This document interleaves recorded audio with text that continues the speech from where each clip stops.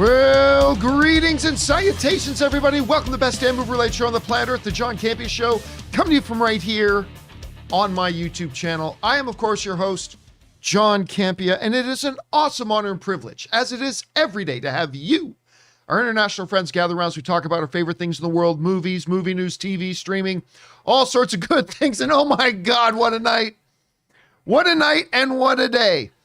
We are now 8 hours removed from a big Hawkeye reveal. We are about 24 hours away from getting ready to pack up, head over to our private screening of Spider-Man No Way Home. What a day. And joining us for this day is Kimberly Ann Curran. Kimberly, how you doing? Oh, I am in comic book heaven. I am in comic book heaven. I'm exhausted with excitement. I love that. I'm exhausted with excitement. And also joining us, sitting right beside her is, of course, Ray Ora. Hey, tick, tick, boom. And the excitement is contagious all over the place. Hey, guys, I'm going to let you guys know. Okay, I'm going to let you guys know. I just kind of mentioned Hawkeye's episode last night. It's the headline story on dozens and dozens of fan sites right now. I'm going to let you guys know that our final main topic today is going to be talking about what happened, the thing that happened in the Hawkeye last night. So if you want to if you haven't had a chance to watch the episode yet or whatever, by the time we get to the final topic today, you may want to navigate away unless you don't really care about that. But I'm just giving you that heads up right now that our final main topic today will be talking about the events of Hawkeye, because we can't not talk about it.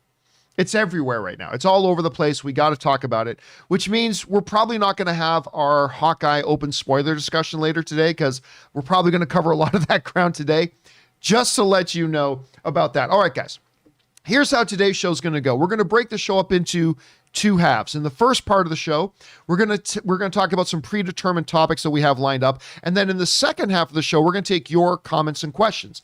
Now, how do you get in a comment? Not a question. How do you get in a comment, thought, or opinion for us to read at the end of the main topics? Simple. If you're watching live, and only if you're watching live, go on over to the super chat, or go over to the live chat feature in YouTube and use the super chat to send that in. Then after that, we're going to take questions. If you want to send in a question to be read on the show or an upcoming companion video, simply use the tip link that's down in the description of this video, or enter it in manually at www.streamelements.com/movieblogtv/tip. You'll be getting your question read on a show if, of course, we deem your question appropriate to be used on the show. And, of course, you'll be supporting our channel at the same time. And all of us involved with the show, thank you guys so very much for your support. Also, guys, once again, don't forget that if you need your daily fix of the John Campea Show, but can't be in front of a YouTube video, maybe you're commuting, maybe you're at the gym, whatever, good news. There is the audio-only version of the show known as the John Campea Show podcast. It is available right now on all the favorite podcasting apps. Just go to your podcasting app of choice, search for the John Campea Show, and subscribe to it today. And all of us here, thank all of you guys who have already subscribed to the show. We appreciate that very much. Okay, listen, before we get into it, we've got a couple of off the tops. But before we get into those off the tops, you guys know that one of our regulars, Erin Cummings, our very own Erin Cummings, not been around for a little bit. Her and Tom just had a baby, but she sent in a little video message for you guys as she wanted me to share with you. So here's a little message from our very own Erin Cummings.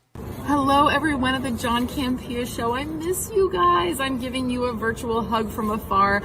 I am in beautiful downtown Burbank, California, on the set of the ABC television show The Rookie, which I am currently filming this week. And by the way, in case you were wondering, yes, Nathan Fillion is really the nicest guy ever. John asked me to make this video because he said, I've shared with our viewers that you and Tom welcomed a new little joy in your life about a month ago. Yes, we did have a baby, but he's been withholding a few details, such as the fact that we welcomed a very healthy baby boy on November 16th around 9:45 p.m. And also, when he, wants to be a little fancy, he will use his full name of Thomas Francis Degnan IV. So yeah, we're feeling incredibly happy. Yes, we are getting some sleep, just not as much as we used to, but that's okay.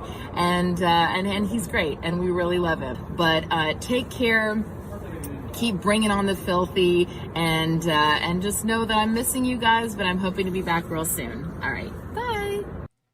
And that, of course, is our very own Erin Cummings. I'm totally jealous, though, when she called me last week saying, I'm going to be on The Rookie. I'm like, how are you always on my favorite shows? Like she on The Flash, then she's on The Blacklist, and that, she just always pops up there. So killing it. Looking forward to watching, seeing when her episode comes around on The Rookie. We miss you, Erin. We do miss Erin, and she will be back. She will be back. Just give her a little bit of time, of course. Anyway, guys, with all that down, let's get on and talk about a couple of off the tops here, shall we? And the first off the top we're going to talk about is this. We've said it before. We'll say it again, and we'll probably say it many more times. The 3 indisputable, untransformable truths of life are death, taxes, and video game movies suck. And we have tried for many, many times.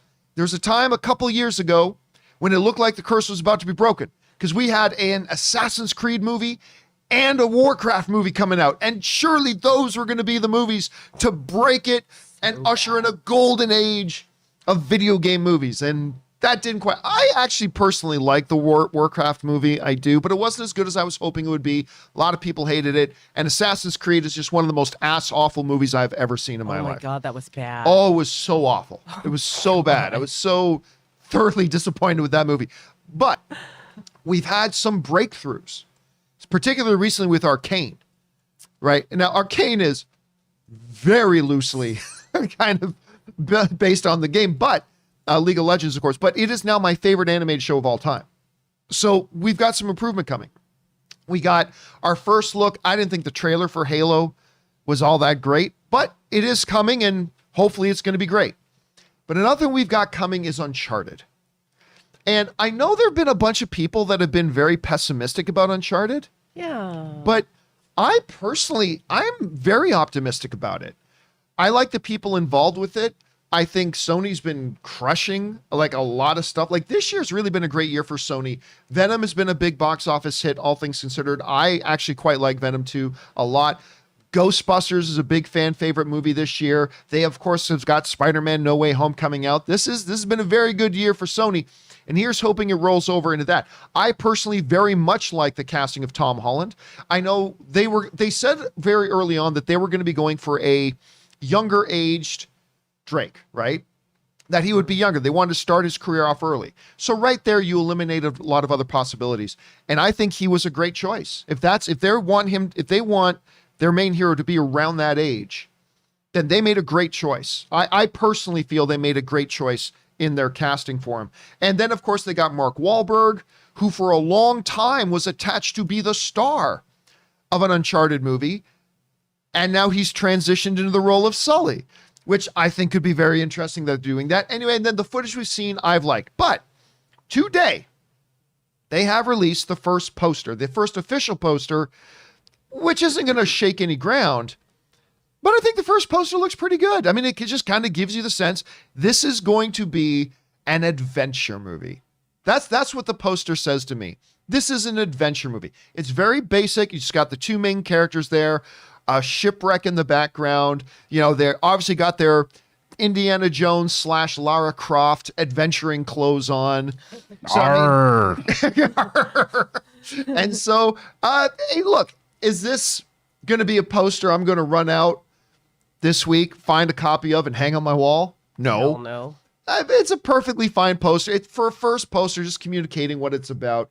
I don't know. Kim, you're taking a look at it. First of all, where's your expectation level right now for something like an Uncharted, and what do you think about the poster? I'm super excited about the movie because every movie, like adventure movies that are along the lines of like a Goonies or an Indiana Jones, I always get excited for. Cutthroat Island, what is it with the roses? Not with the roses. Oh God, the one with. What are we talking about? Oh, what is that movie? I forgot the name of it. I love adventure movies, and so I'm super excited about it. I'm sorry, but that poster looks basic. It looks not basic AF. It is a very like basic I made poster. it. I think it's fair to say Ray Ora would make a better poster. No, it won't. But all I gotta say is, Ketchup in the background. shouldn't they have taken that airplane? Because look at the ship behind. If they rode to that place in that ship, it didn't do too well. They probably didn't get there on that. Anyway, guys, the question is for you. What do you think about the first poster reveal for Uncharted? I mean, look, is it very basic? Yes, it's whatever. I'm looking forward to the movie. At least the first poster isn't just a big head, like a big Tom Holland face, like that's been, or like Tom Holland's face and Mark Wahlberg's face, you know, which has been the trend in posters these days. I'm sure the final poster will be better. Anyway, guys, what are you guys thinking about it? Jump on down to the comment section below and let us know your thoughts. Okay, guys. With that down, let's do one more off the top, and that is this. So, once we move beyond all the hype and excitement for the fact that we got Spider-Man No Way Home tomorrow, actually, some of our international friends have already seen the movie. No. It's already been playing in a number of international markets. There are a whole bunch of people that have already seen this movie. We, of course, get to see it tomorrow. So, beyond Spider-Man No Way Home, though, there's another highly anticipated Marvel movie on the way, known as Doctor Strange in the Multiverse of Madness, or Doctor Strange 2. And a lot of questions have been floating around about when do we think we're going to see our first trailer for it.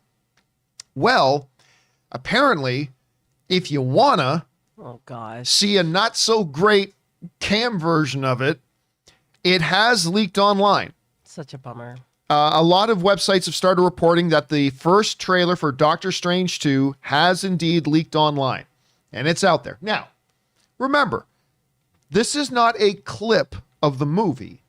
This is a commercial, right? Trailers are commercials. A commercial has been leaked. So this isn't like some big reveals of the movie itself. This is the trailer, but it has leaked online. Now, we are not going to talk about specific details in this trailer. I will show you one screenshot. So there you go. It has been revealed that Doctor Strange is in Doctor Strange and the Multiverse of Madness. Breaking news. Where's my breaking news graphic, damn it? Like, breaking news. Doctor Strange is in Doctor Strange 2, the Multiverse of Madness. So it's out there and a lot of people have seen it already. The one thing I wanted to say about it, though, the one thing I'll say about this trailer is this. We hear 1,000 crazy theories every day. Maybe not a day, but literally probably 1,000 crazy theories a week.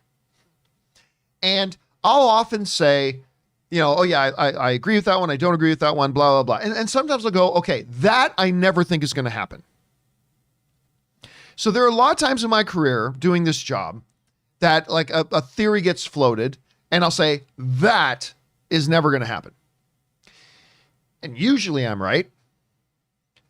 But sometimes what happens is some time passes, more information becomes available, and I change my position. Like you guys know, a year ago, I was like, they're never going to bring Andrew Garfield and Tobey Maguire into the Spider-Man universe they got going on now. Never going to do it. Until about 3 or 4, I guess it's 4 or 5 months ago now. Till about 4 or 5 months ago, enough arguments were made by our own viewers. I saw more evidence, more stuff, and I'm like, you know what? Okay, about 4 or 5 months ago, I was like, all right, now I believe we're going to see them in it. I still don't know, but I said, now I believe we're going to see it. So sometimes I'm right.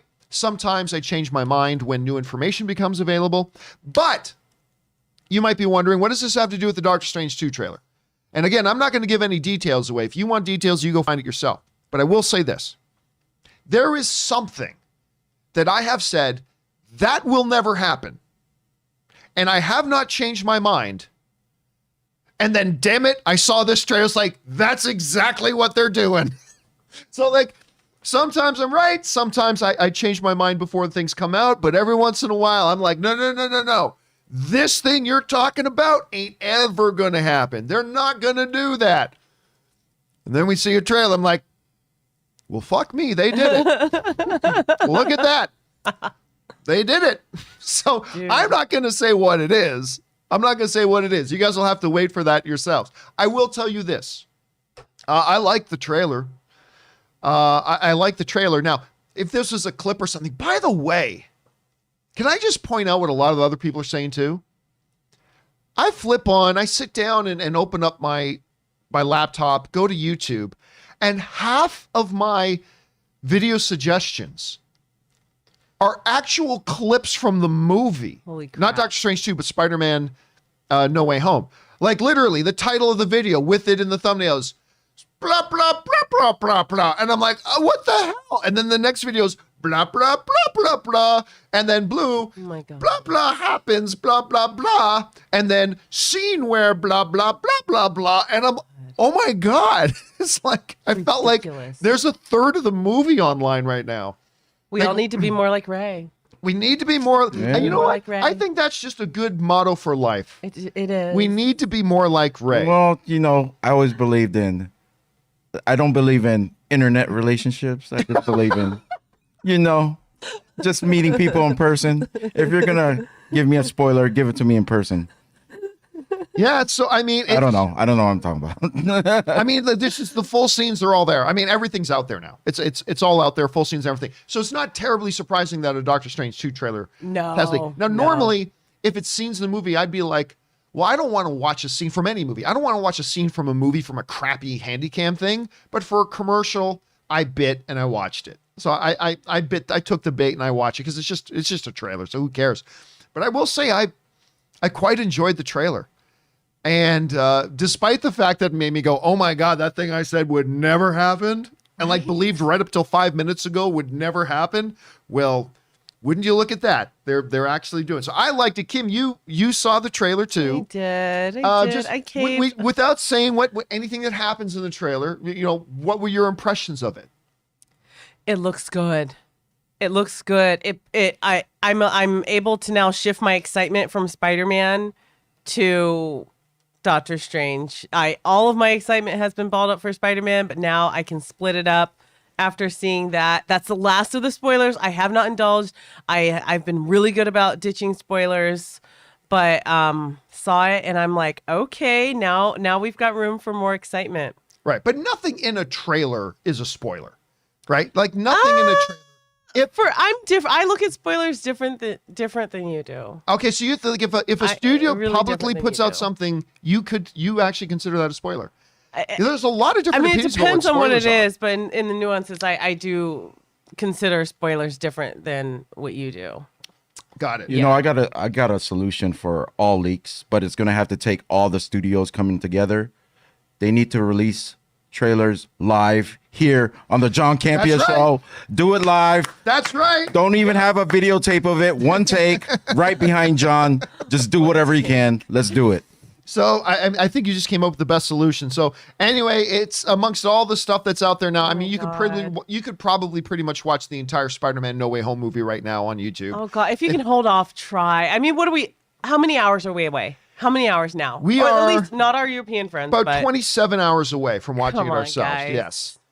keep it locked Hang in there. down. But the trailers out there shouldn't be surprised. Question is for you guys.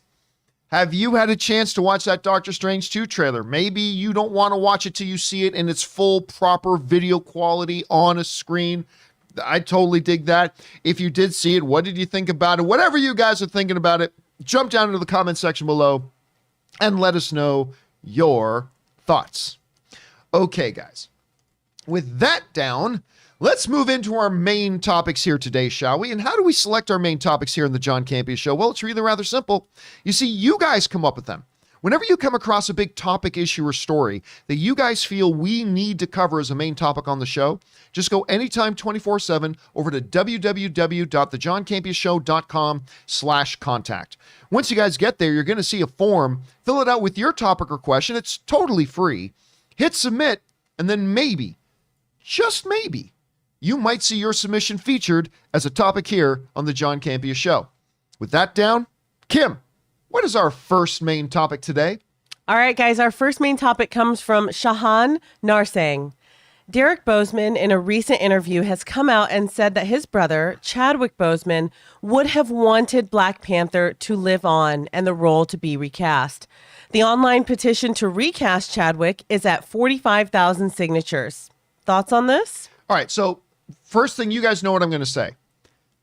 I don't believe there should be petitions in movie fandom. I think petitions are useless things. Whatever, I don't care about that. However, that being said, when the unspeakable tragedy of Chadwick Boseman's passing happened. God, that was. And some time passed, and then we as a fandom, they as the studios, we started to wrestle with the question, okay, what happens with Black Panther? What happens with T'Challa, this character, this culturally, vitally important character that Chadwick Boseman played such a big part in bringing to life for the world, and how important, influential, and significant that character has been. What do we do now? And there are two prevailing trains of thought. One train of thought was immediately gotten rid of by Kevin Feige, which was, no, we are not going to CGI Chadwick Boseman, which would have been the most idiotic thing in the world. No, we are not going to CGI Chadwick Boseman. Okay, great. But then there were two real thoughts left, all right? Possibility number one, recast the role. Have somebody come in and pick up the ball for Chadwick. Mm-hmm. Possibility number two, believe that the role of T'Challa cannot be separated from the actor who played him in Chadwick Boseman, and we will just write T'Challa out and we will have a new character become Black Panther. Mm-hmm. That's not T'Challa. Both have their pros and cons. Both of those options are rooted in the idea of wanting to honor Chadwick Boseman's memory and legacy. Mm-hmm. And Disney decided to go in the direction of write T'Challa out and have a new character become the Black Panther, and move in that direction. It is not a decision that I agreed with. Now, again, I didn't get upset at Disney or Marvel for that decision, because I know their motivation for making that decision was to honor Chadwick Boseman. And as long as that's their motivation, you can't be mad. Don't have to agree, but you can't be mad. But I didn't agree. And the argument I've always made for not agreeing is this, is the way you honor somebody is to carry on their work. Mm-hmm. You carry on their work. This character, I mean, look, when Black Panther came out, so many articles and videos and testimonies about just how important that character was that Chadwick helped bring to life. I thought to now just, his story is not done. The story of T'Challa is not done. And you know, I've always said, you know, when Harris passed away, did they just write Dumbledore out of the Harry Potter movies? No. They went out and got Gambone and they brought him in, and he did a great job. He did. But the idea to honor somebody is you say to Chadwick, don't worry about it. Don't worry about it. We got you. You couldn't carry the baton anymore. It's all right. We got you. We will pick it up for you and we will carry on for you. And to me, that's how you honor him. That's how you honor the character. And that's how you honor the audiences around the world who that character of T'Challa has become so important to, either from a pure fan perspective or from a cultural perspective. And so while I respect Disney's decision to write T'Challa out and to carry on with a different character becoming the Black Panther, because I know their motivation was because they wanted to honor Chadwick, I thoroughly disagree with that decision. Mm-hmm. Thoroughly disagree with it. And of course, fans continue to debate it about what's the right thing. We will all continue to debate it right up until and even after Black Panther 2 comes out. But what is interesting is that now Chadwick's brother has come out and he was talking to TMZ. And he mentioned to TMZ that Chadwick would have wanted Black Panther to be recast. Now, what he does not say is that Chadwick told him in his final days, make sure Kevin Feige and all the executives at Disney know that my final wish is that they recast T'Challa. He didn't say that happened. But anyway, this is what comes to us. Now, this is a quote from Over at Screen Rant. Marvel Studios president Kevin Feige had previously stated that Marvel would not be recasting T'Challa for the sequel. Recently, his sentiments were echoed by Black Panther Wakanda Forever producer Nate Moore when he said that T'Challa won't ever be recast.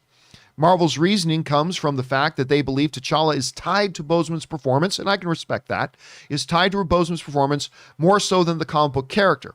This issue has caused a lot of debate between fans, where some respect the decision and others are petitioning for Marvel to recast the role. And then, of course, now coming out where his brother came out and said, Yeah, Chadwick would have wanted this to be recast. And I gotta say, while I did not know Chadwick Boseman personally, I met him once momentarily. I have no insight into what the mind of Chadwick Boseman was ever thinking. But if there's anybody who I would believe would know what Chadwick Boseman was thinking, it would probably be family. So this isn't going to change anything. Let's be clear. This isn't going to change anything. Disney and Marvel are not about to go, wait a minute.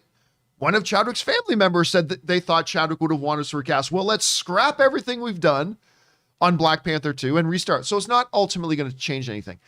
But I can hope that maybe after Black Panther 2, more, let's say, reasonable heads prevail, and they go, let's write the return of T'Challa, and we'll recast it. And have bring in somebody worthy of that role who will carry on the legacy of Chadwick Boseman. Yeah. That's what I personally think. But again, a lot of fans have a lot of different opinions about it, and I respect that.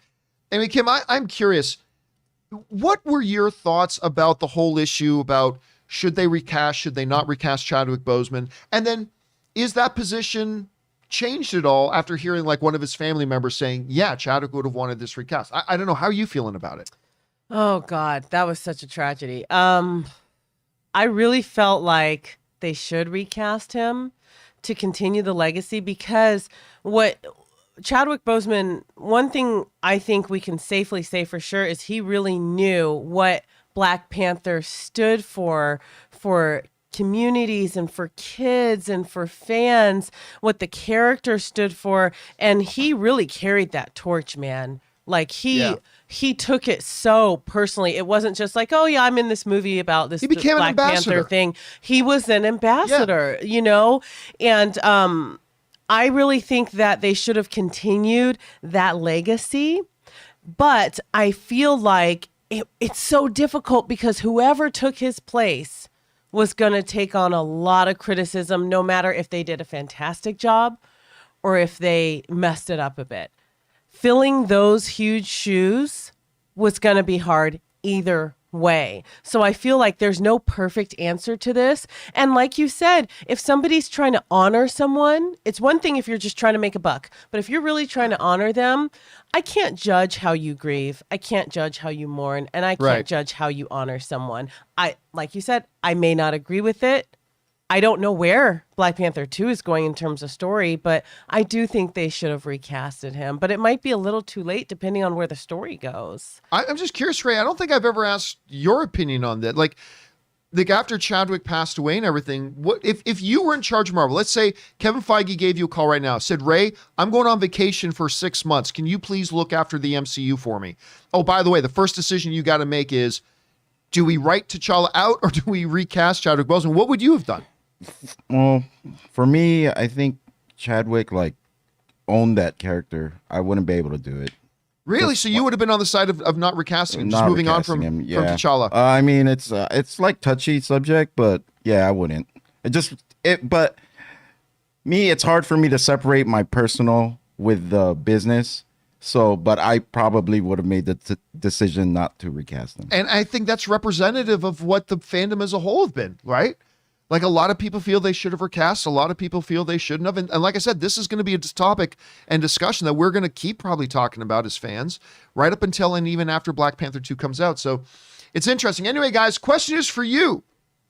What do you think about this whole thing? What was your position prior to this? Did you think they should have recast? Do you think they should have moved on? What do you think about the comments from his family? Whatever you guys are feeling about this, jump down into the comment section below and let us know your thoughts. Okay, guys, with that down, let's move on to main topic number 2. Kim, what is our second main topic today? Okay, Steve Calderon says, I enjoyed the trailers for Uncharted and Ambulance. You noticed in the end of both trailers that these movies will be released in theaters the same day, February 18th. It will be Tom Holland versus his Spider-Man Far From Home co-star, Jake Gyllenhaal, that weekend. I'm excited to see both movies. However, I think one of them will likely find a new release date to avoid the other. But which movie will move? All right. Thanks a lot for sending that in, Steve. And by the way, Steve actually sent that email in a little while ago. And it's just happened to be coincidental that the news came out now. Oh, one of them moved. One of them moved. So for those of you who don't know, there is this new Michael Bay film coming out called Ambulance. It's an interesting premise. So you've got Jake Gyllenhaal, who plays, he's got a brother, and the two of them decide that they need to do a heist. They're not professional criminals, but they decide to do a heist. Things go wrong, and in the getaway, they hijack an ambulance with some ambulance workers on board. And basically, the trailers kind of suggest that this is like Speed. I think a lot of the movie just happens on the ambulance as they're running from the police and trying to get away, and all the conundrum going on. They showed us previews for it, like an extended preview for it at CinemaCon a few months ago. Erin really liked it. I thought it looked okay. Yeah. Erin quite liked it, though. She thought it looked really good. I thought it looked okay. But you're right. It was all set to launch with the aforementioned Uncharted. And here's the problem. While the Uncharted and an Ambulance are going to be two different movies, there is going to be some considerable overlap, I think, between the demographics of what they're going after. Particularly, you know, the Spider-Man Far From Home crowd. Do we go watch Spider-Man's movie in Uncharted, or do we go watch Mysterio's movie in Ambulance? Well, apparently that's not a problem anymore. They've settled it because Ambulance is moving. This comes to us from Deadline, who writes, the Michael Bay directed action movie Ambulance will go from February 18th to April 8th, 2022, which is the weekend before Easter weekend. Jake Gyllenhaal, Yahya Abdul-Mateen II, who's blowing up right now, and Isa Gonzalez star, and then a story about two robbers who steal an ambulance after their heist goes awry. On its previous date, February 18th, Ambulance was up against Sony's feature take on the PlayStation game Uncharted, starring Tom Holland, Mark Wahlberg, and Antonio Banderas. Now, it should be noted that it is now opening against Sonic 2. Now, while you may say, well, Sonic 2 is going to be pretty big, so that might be hard. Maybe yes, but while there's going to be a lot of overlap, I think, in people who want to go see Uncharted and people who'd be interested in Ambulance, Ambulance is a very fundamentally different movie than Sonic. Yeah. You know, Ambulance is not a family-going movie. Well, they're both going fast, right? They're both going very fast. That's true. They're practically the same movie. So, I mean, one is very skews towards a family audience. One is skewing of more of an adult audience. So while there is going to be a movie out there eating up a bunch of the box office in Sonic, there's not as much overlap between that movie and this one, right? So personally, I think this is probably a pretty smart move on their part to move it where the big opposition that week is going to be a family film, families that they're personally not targeting themselves. So I'm fine with it. I also don't care that it's now moving almost 2 months because I'm not really super looking forward to this movie anyway, even though I'm a big fan of a lot of the people in it. I just, and by the way, I am not a Michael Bay hater. I am not a Michael Bay hater. I hate some of the stuff he's done, but I mean, I love the first Transformers movie. I really like Pain and Gain. I love The Rock. I don't mean Dwayne Johnson. I mean the movie The Rock. I love The Rock. But yeah, it just, especially after Six Underground that he did with Ryan Reynolds, I'm just like, maybe I'm getting, I don't know. Who knows? Maybe this movie would be great. Anyway, Kim, you had a chance. Did they make the right move? Like, if you're a studio exec right now, do you have this move come out a little bit earlier and face off against Uncharted? Or do you move it a little bit later against another, what will probably be popular film, but kind of a different demographic in Sonic? What do you do? Hunky Marvel movie guys and a fast-paced adventure film cannot be on the same weekend, shouldn't be on the same weekend. I'm glad they moved it. I'm actually a little surprised that Ambulance is in theaters. I liked the trailer, but I thought it was more of a Netflix. Me too. It felt like a Netflix or an Amazon movie. Yeah. That's not a bad thing. That's not necessarily a Sure bad thing. No, not completely. Not completely. That's you know, like saying Old straight to Guard was DVD. fantastic. You know, Straight to DVD. Yeah. remember those straight to No, but I really think that it was a good move. Both these guys in one weekend. You know what? Let's enjoy them separately because you know what? We both love them equally as much. So good move. Good move. All right, guys, question is for you. What do you think about the move to take Ambulance off the release date of Uncharted and move it to the release date of Sonic 2. I actually personally think it's a smart choice. So does Kim. What do you guys think about it? Are there some other factors we're not taking into consideration here? Why this might be a bad idea? Whatever you guys are thinking, jump down into the comment section below and let us know your thoughts. Okay, guys. With that down, let's move on to main topic number 3. Kim, what is our third main topic today? All right, this is coming from Adam Lonley. With a number of big-name directors like Scorsese and Denis Villeneuve bashing comic book films lately, it was really nice to see another well-respected director like Paul Thomas Anderson coming out to defend them. Curious if you saw his comments about him enjoying them and that notations that comic book films are ruining movies are misplaced. He even suggested they're all looking to Spider-Man to save the movies. What do you think about what Anderson said? All right, thanks a lot for saying that in. And yeah, listen, you're not wrong. I feel like every 2 or 3 weeks, there's a story and a headline about new famous director bashing on comic book movies. Rah! Grandpa's out again. My movies would be making $1 billion if it wasn't for those comic book movies. No, your movies were never going to make $1 billion with or without comic book movies. But yeah, it's those darn kids. It's like the weekly Scooby-Doo villain. And I would have done it too if it weren't for those stupid kids. And what did Marty Scorsese say? Oh, no. It wasn't Marty Scorsese. It was Ridley Scott saying, oh, those darn millennials and their Twitters. And they're tweeters. And they're tweakers. Their tweeters is why my movie didn't do well. Grr, those damn kids when they're tweeters. Yeah, it feels like every other week we're getting stuff like that. Whether it's a Marty Scorsese or a Denis Villeneuve even, or a Ridley Scott or whatever. And that's just kind of becoming commonplace that these more, I don't know, for lack of a better term, art house directors coming out and bashing on them. And that's kind of become a common thing. It's nice, you're right, to see the director of Inherent Vice, the director of There Will Be Blood, the director of The Master, the director of Phantom Thread, to come out and say, whoa, hold on. So Paul Thomas Anderson was talked about this. This is what Paul Thomas Anderson has to say about it. I mean, it seems that there is a bit of a preoccupation with superhero films. I like them. It seems to be something that's popular these days to sort of wonder if they're ruined the movies and all this kind of stuff. I just don't feel that way. I mean, look, we're all nervous about people getting back to the theater, but you know what's going to get them back to the movie theaters? Spider-Man. So let's be happy about that. Let me read that again because this is so simple, but such a concept that a lot of people seem to be missing. I think they need to hear it from Paul Thomas Anderson and say it again. I just don't feel that way that comic book movies are ruining the movies. I mean, look, we are all, get this, we are all nervous about people getting back to the movie theater. Well, you know what's going to get them back to the movie theaters? Spider-Man. So let's be happy about that. Paul Thomas Anderson gets it. He gets it. Something that at times, and listen, I make no mistake about it, do not be confused. I love Marty Scorsese, and I love Ridley Scott, and I love Denis Villeneuve. So do not misinterpret what I'm saying here, my criticism about their position on this one issue. I love these three guys. I think they're awesome. But the thing that these guys seem to miss, it's like, well, my movies aren't getting the attention because of these comic book movies. No. There's a lot of attention to go around.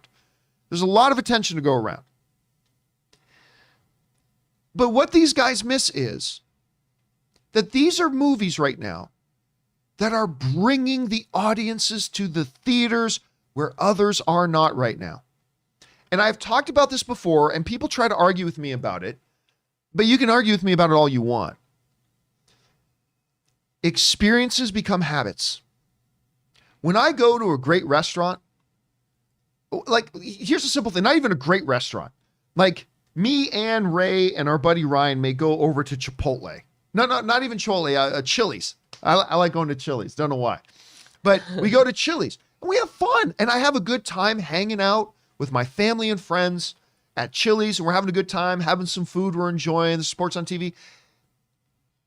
Next week, when we're thinking, hey, there's not a lot going on tonight, like, what do you feel? I want to go out again. I want to go again to, and it doesn't have to be back to Chili's. Maybe it'll be going to BJ's, or maybe it'll be going to Applebee's. No, Ann never lets us go to Applebee's. Take that out of the equation. Or maybe it'll be to Red Robin or whatever. But when I have fun and a good time going out and just having dinner and having some snacks or some drinks with some friends, I want to do that again.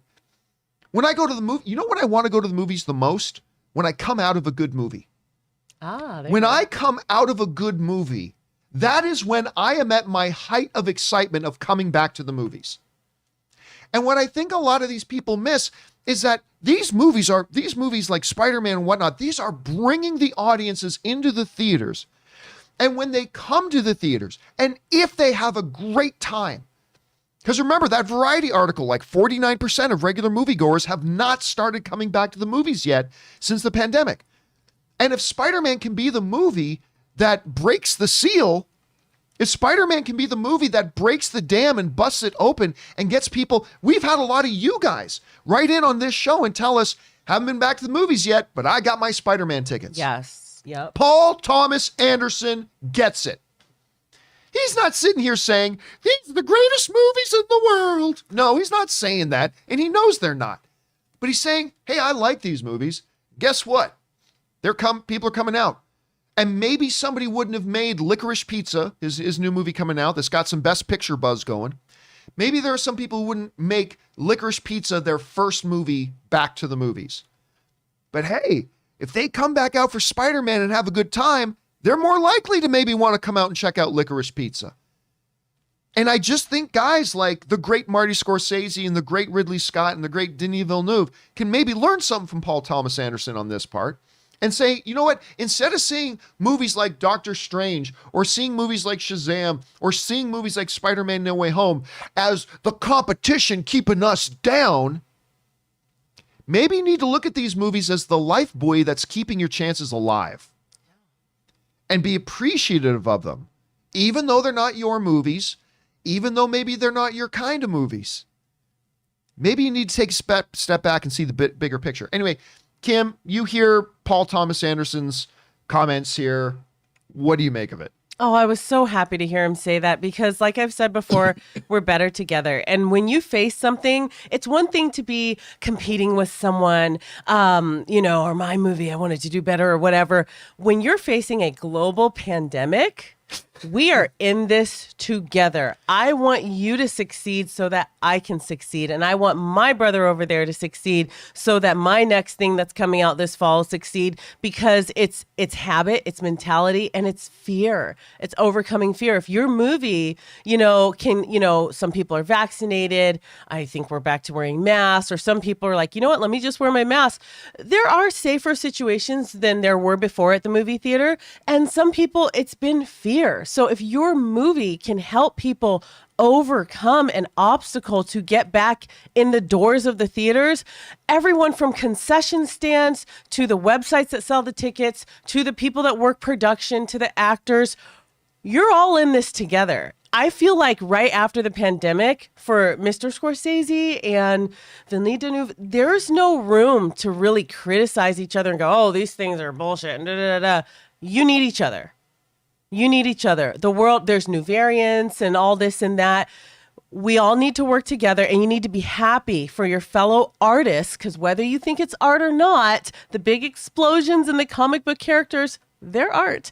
Whether you like it or not, you need each other. This is a symbiotic relationship. Get into it. Be happy for one another. I'm really glad he spoke up and said that. And you know what? Don't be afraid to be one of those that likes it, that speaks up and goes, you know what? I like these. And by the way, it's not just the pandemic. Like Scorsese started making these comments even before I know. the pandemic. Oh, yeah, right? I know. He's been on his train for a matter, while. like you're saying, see the bigger picture. Yes. That we want the movie industry to be doing well. But we want the movie industry to do well. To do well. And even though Scorsese's been saying this before the pandemic, you're also dealing with streaming right now. Yeah. So in terms of a theatrical experience, which I feel like Christopher Nolan would agree, in terms of keeping people in the theater, let's all keep that morale up and stop criticizing one another to get someone else to go, oh, well, you're right, then I'm not going to go see this. Yeah. And none of us are asking Scorsese or Scott to lie. Like, if they're asked, hey, do you like comic book movies? Go, No, they're not It's for me. not for me. Yeah, they're not my. It's not It's my not bag. for me, but go then move out on. and enjoy it and check it out. And I got a new movie coming out next week. Yeah, How and about then we turn take to that the camera road and then turn to the instead of- camera and say, "Hey, Kevin Feige, thank you, by the way, for keeping people coming to the movie theaters," and then move on, and then move on. Anyway, Yes. guys, the question is for you. What do you think about Paul Thomas Anderson's statement there? I think the guy is speaking a lot of truth. Again, no one's asking. Doing other God's work directors- out there, man. Yeah. No one is asking other directors to like something they don't. Just don't come out and actively bash on the things when these are the things that are probably keeping your movies alive. Anyway, what are your guys' thoughts on all this? Whatever you guys are thinking, jump down to the comment section below and let us know your thoughts. Okay, guys. With that down, let's move on to main topic number 4. Kim, what is our 4th main topic today? This story scares me. Uh-oh. Michael D'Souza said, oh God, I noticed that Sony had predicted the Spider-Man No Way Home opening weekend box office from before. The predictions were close to 250 million, which would mean that I win the bet. However, that has changed a bit. Sony is predicting the film will make at least 100 million with a potential 150 million. Is it still very impressive, especially during a pandemic with variants spreading worldwide? However, it is still lower than most people were assuming. What are your thoughts regarding the opening box office numbers, and do you think that it could reach 200 million plus? Now, it should be noted, we have not yet set the parameters of what our bet will be, and No, I'm we going to have let not. Kim out of this bet. I'm going to let Kim out of this bet. Of course, Kim and I were having a bet that she thought the movie would make 250 million. But I did wanted not to think. see you break dance. And hey, by the way, the weekend hasn't come and gone yet.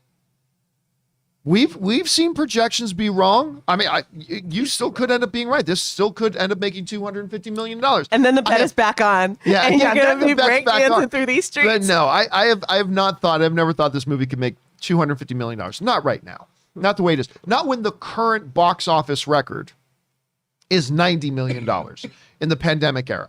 90 million. And that's the record right now in the pandemic era. I thought 250 million is way outside of the thing.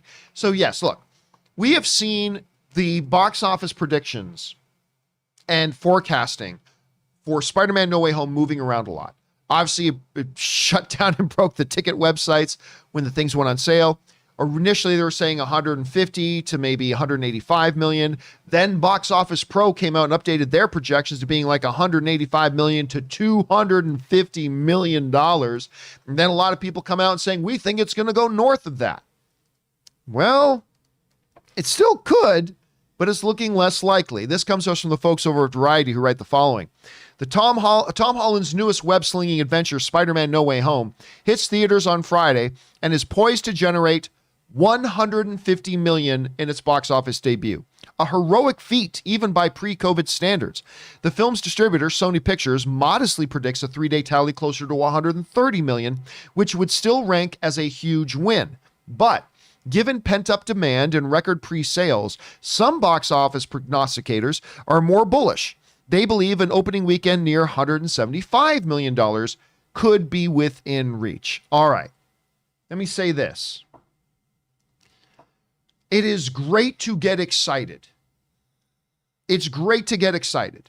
And when we see like the box office websites are crashing and we want to talk about how much money Spider-Man No Way Home is going to make, all the interest, and, you know, because box office has a direct correlation to how much interest do people have in it? Is this the content that the fans are looking for? All that kind of stuff.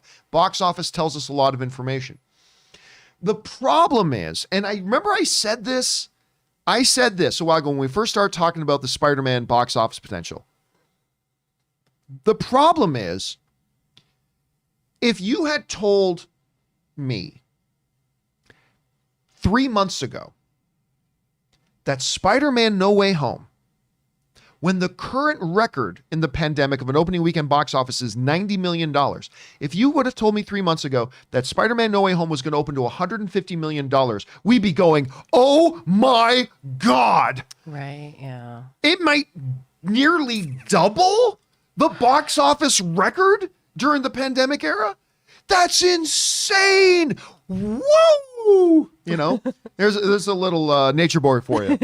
Woo! They would have been popping bottles, parading in the streets, and going, oh my God, when the number one is like 90 million, Spidey's going to make 150.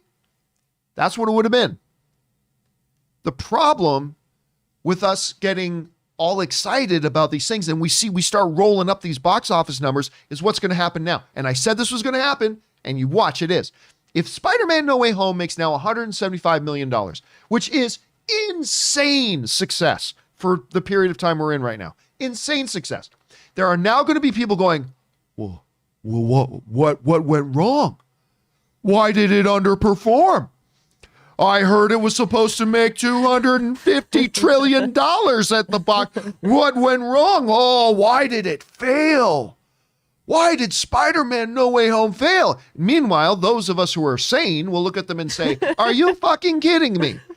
They just made $175 million when the current record is 90. What? And that's the problem, right? And it doesn't matter how much we talk about it right now. It's what's going to happen. If Spider-Man No Way Home comes in under $250 million now, there are going to be a lot of people going, well, Spider-Man failed. It's like, no, in no possible multiverse reality is this movie a failure if it makes $160 million opening weekend. Again, when the current pandemic era record is 90. Yeah. It's insane success. Now, again, let me temper that by saying, of course, this movie, it is still possible it could come out and make 250. Yes, it is. Yes, as Kim gets all excited about that notion. It's still possible. I never thought it was likely. No. I'm still going to hold to the 150 to 200 million range. I mean, look, if this thing comes out and make 105 million, well, then I'm going to say, okay, there was a disconnect there. Something went wrong. But I think this thing is still going to make between 150 and 200 million. And I think that should be seen for what it is, a ridiculous, unbelievable, monumental success. But there are going to be people that are going to cry about it. Anyway, Kim, as one of the participants in this wager that we have, I don't know. You see this, first of all, what are your thoughts about this report? and what does it do? Are you still expecting that 250 million? How are you feeling about it? You know, I'm a little discouraged. I'm not going to lie. I'm a little discouraged. But like you said, this is not a normal year. 2021, we are happy to be outside. We are happy to not be afraid to go to the grocery store. To have $100 million at the box office would be a success, okay? But, keep hope alive. I still think, John, look, okay, maybe it's because I'm optimistic. Okay, listen, okay. Okay, let me put the Joe Pesci. Okay.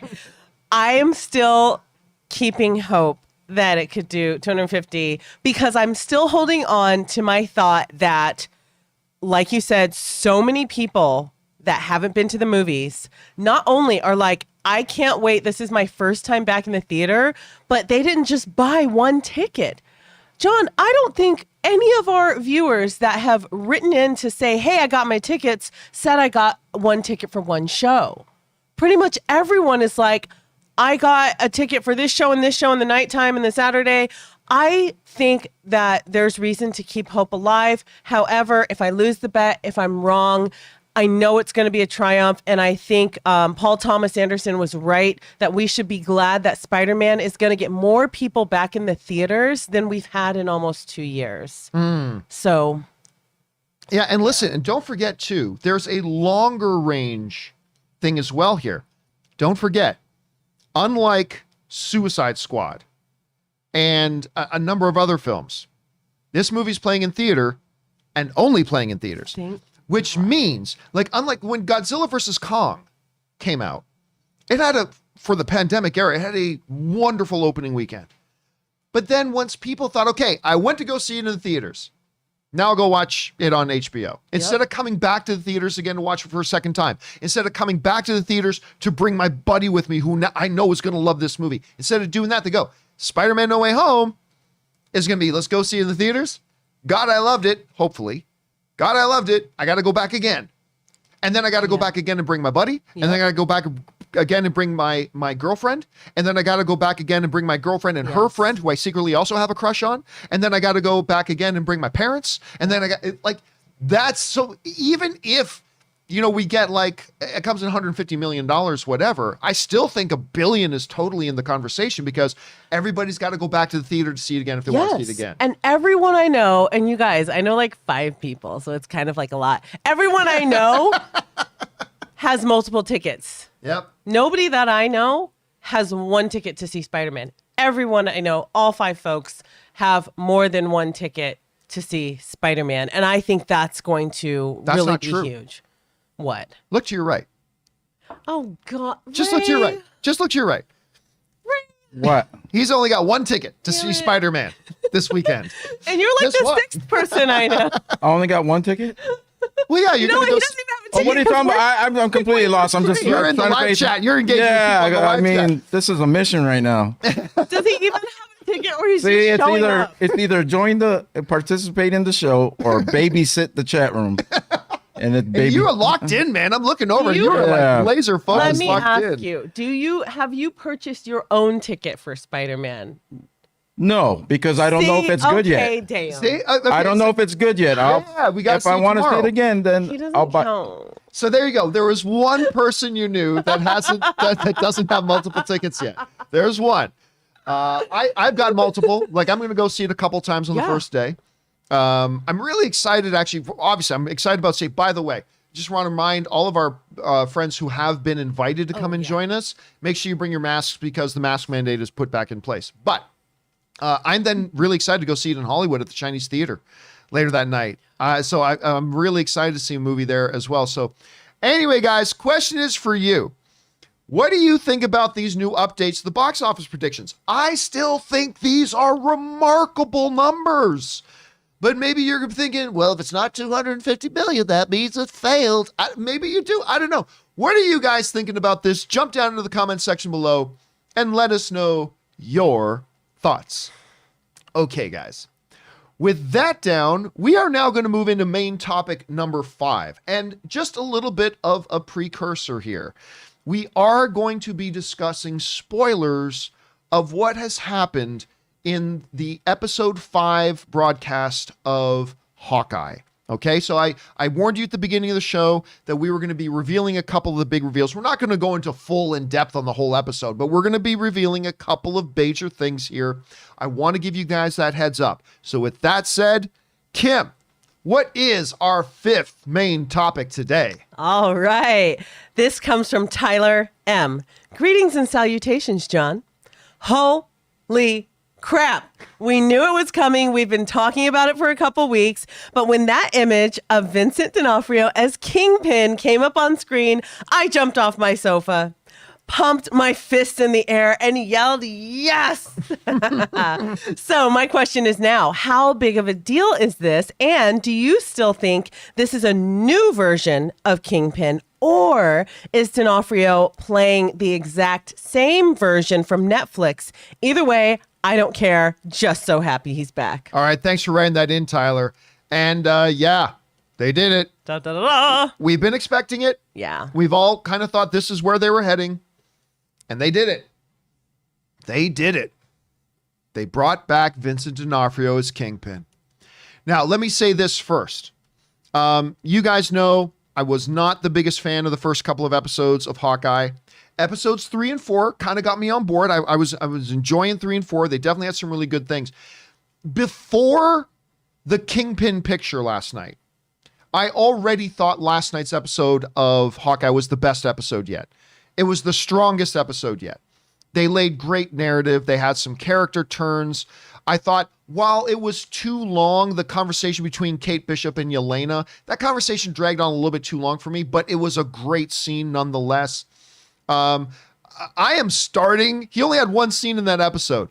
I'm starting to really like Jack.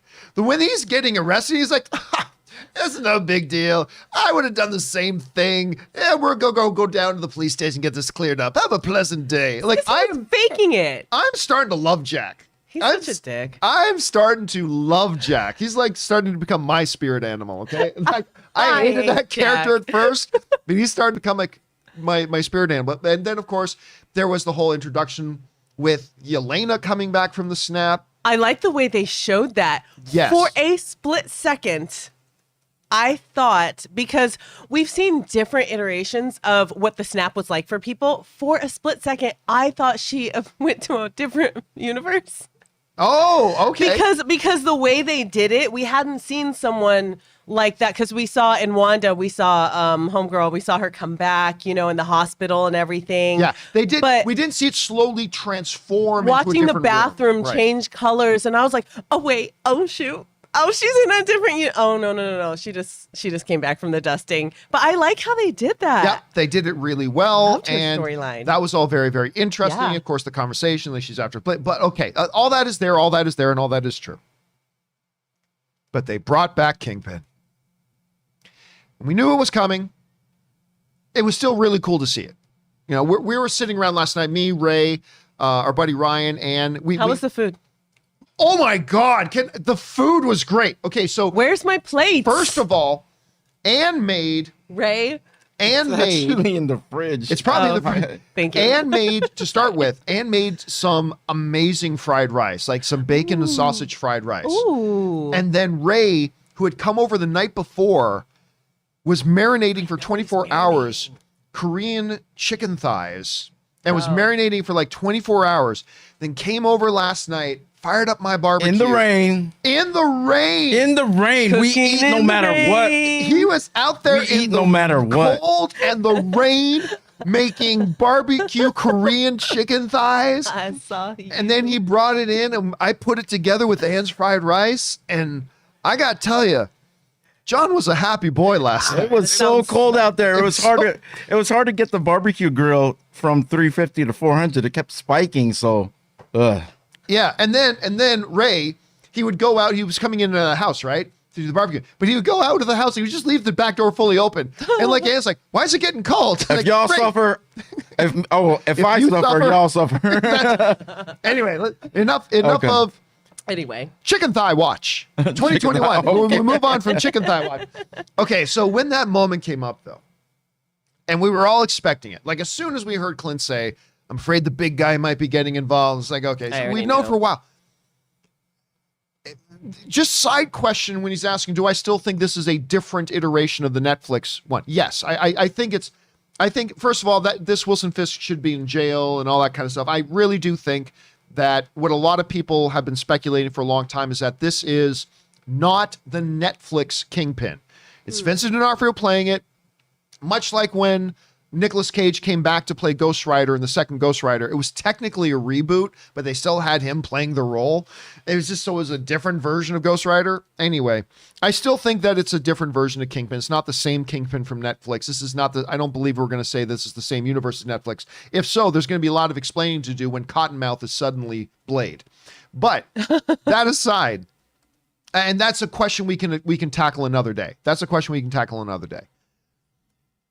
Marvel has changed the game.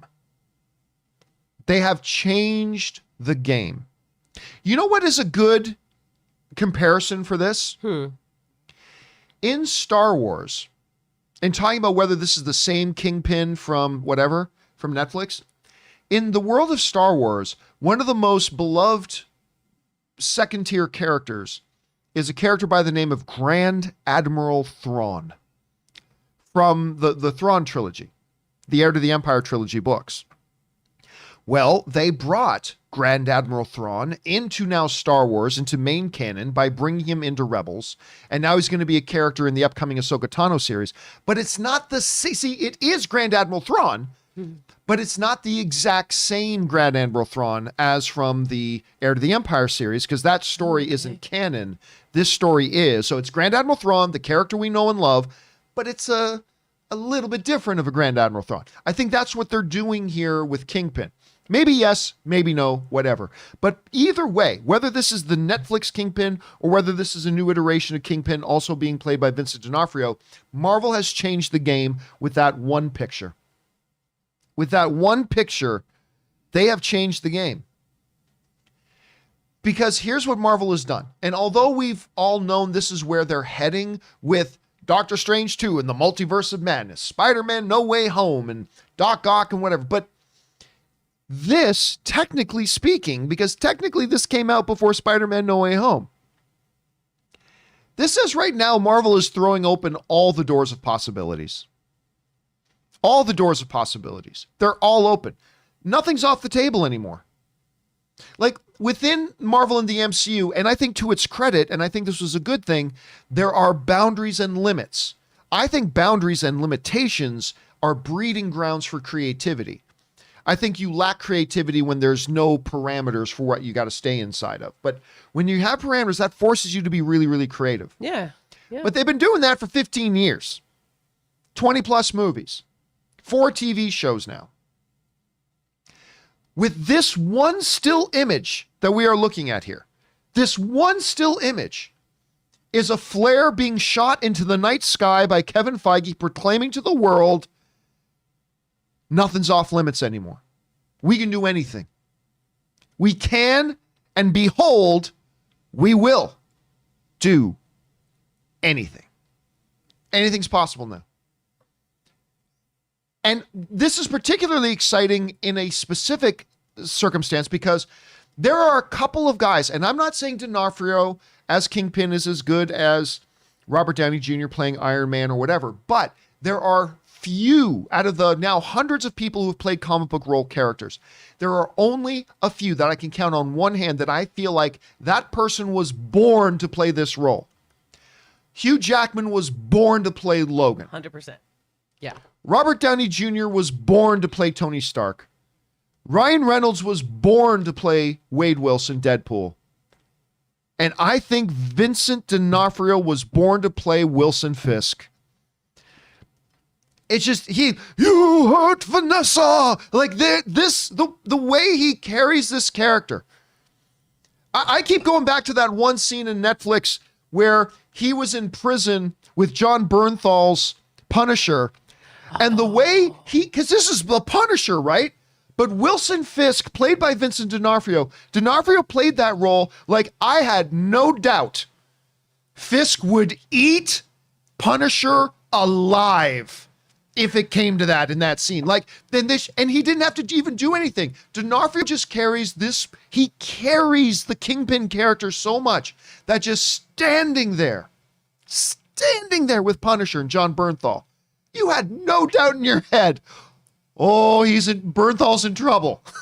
Usually you're thinking whoever's in the room with Punisher, you're thinking they're in trouble. But that's just how D'Onofrio has embodied this character, has owned this character, how he emotes this character. He radiates the power of Kingpin. And when this image came up on screen, even though we totally expected it to come, Blurry and 2 seconds long. Blurry on a 480p video footage camera, whatever it is, this one still image, you feel that power radiating off the screen again. I knew Kingpin was showing up, but you felt Kingpin show up. And that's the presence that D'Onofrio has brought to this role. And I got very excited. Very excited to see it. I mean, a little bummed out that we didn't actually get to hear him talk. I mean, we only got one freaking episode left to go, which, by the way, is a little bit of an issue for Hawkeye that I feel like we're going to the last episode and I don't even feel like we've gotten started. But, yeah. Oh my God, that was, and again, let me say, I think this was the best episode of Hawkeye before Kingpin showed up. Like before he showed up, I already thought this was the best episode of Hawkeye. Mm-hmm. But anyway, Kim, that's kind of my feeling on it. What do you think about the showing up of Wilson Fisk? I'm super excited, but I'm like, it's not too little too late because it's very exciting possibilities for Marvel, period. And I love his character. I really do. And I can't wait to see him and Vera Farmiga interact together because she's got a cold-bloodedness to her that I really, really like. But I'm like, shoot, you're bringing him now? I want to see 2 more episodes with him. Yeah. You've got a lot to tie in to this last episode, and you can't focus on him like I want you to. And so now I'm excited for the last episode, but I'm also a little disappointed / nervous because now that you've opened that can, I want to see more. I want more already, and you've barely opened that can. So, but this was such a freaking good episode. Oh my God, Yelena. First of all, she's my homegirl, and I would love a girls' night with her. Duh, I told you Sex and the City was powerful. Even she wants to watch it, and she'll fight for it. But I absolutely love everything about this episode. Still don't feel like Echo needs her own series. I mean, that's a topic for another that's time. like but a total even, different thing. But I want to see more of him. I'm like, how much screen time is he going to get in the last episode? Because you've got to deal with Yelena. You've got to deal with Kate Bishop, not Kate Bishop. And you've got to deal with Hawkeye and his family. And what is up with his wife?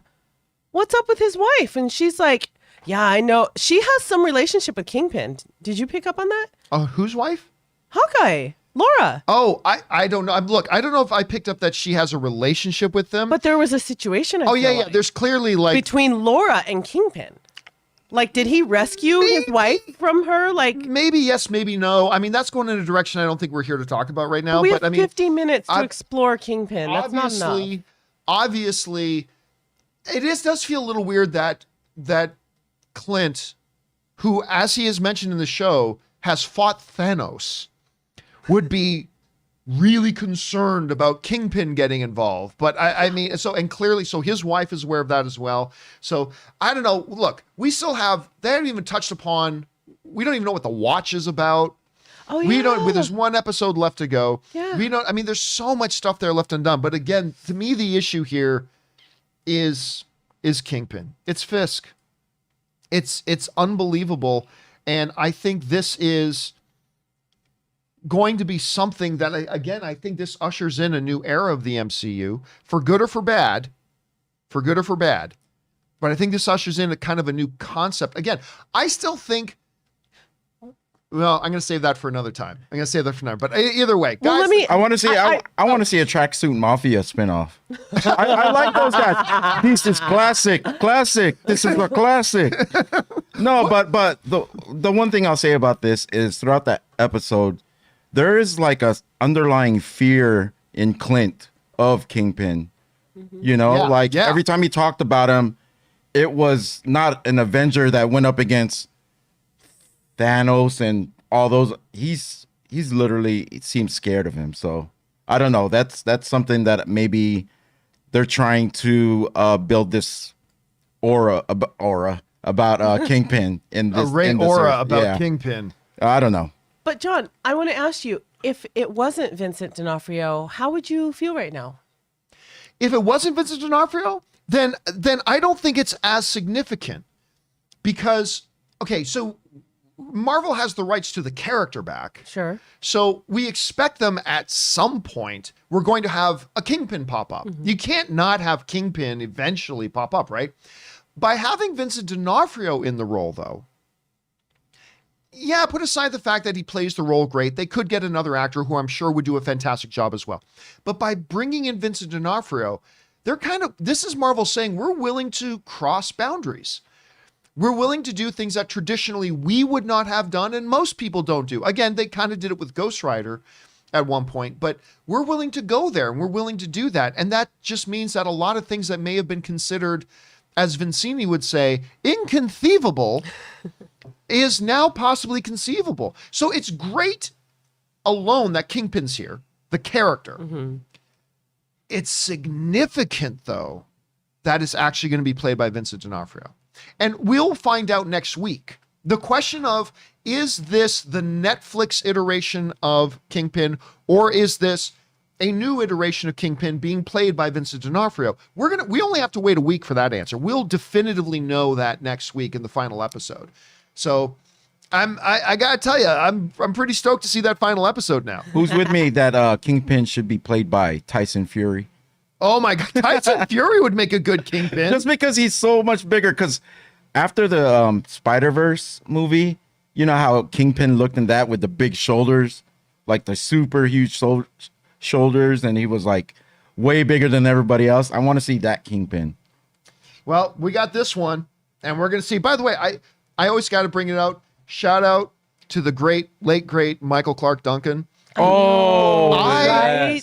I don't care how much people want to Right? trash on the Ben Affleck Daredevil movie. I really liked that movie, and I really liked Michael Clark with his voice as Oh, Kingpin. yeah. I miss Michael Clark Duncan so much. Anyway, shout out to Michael Clark Yeah. Duncan. Anyway, guys, question is for you.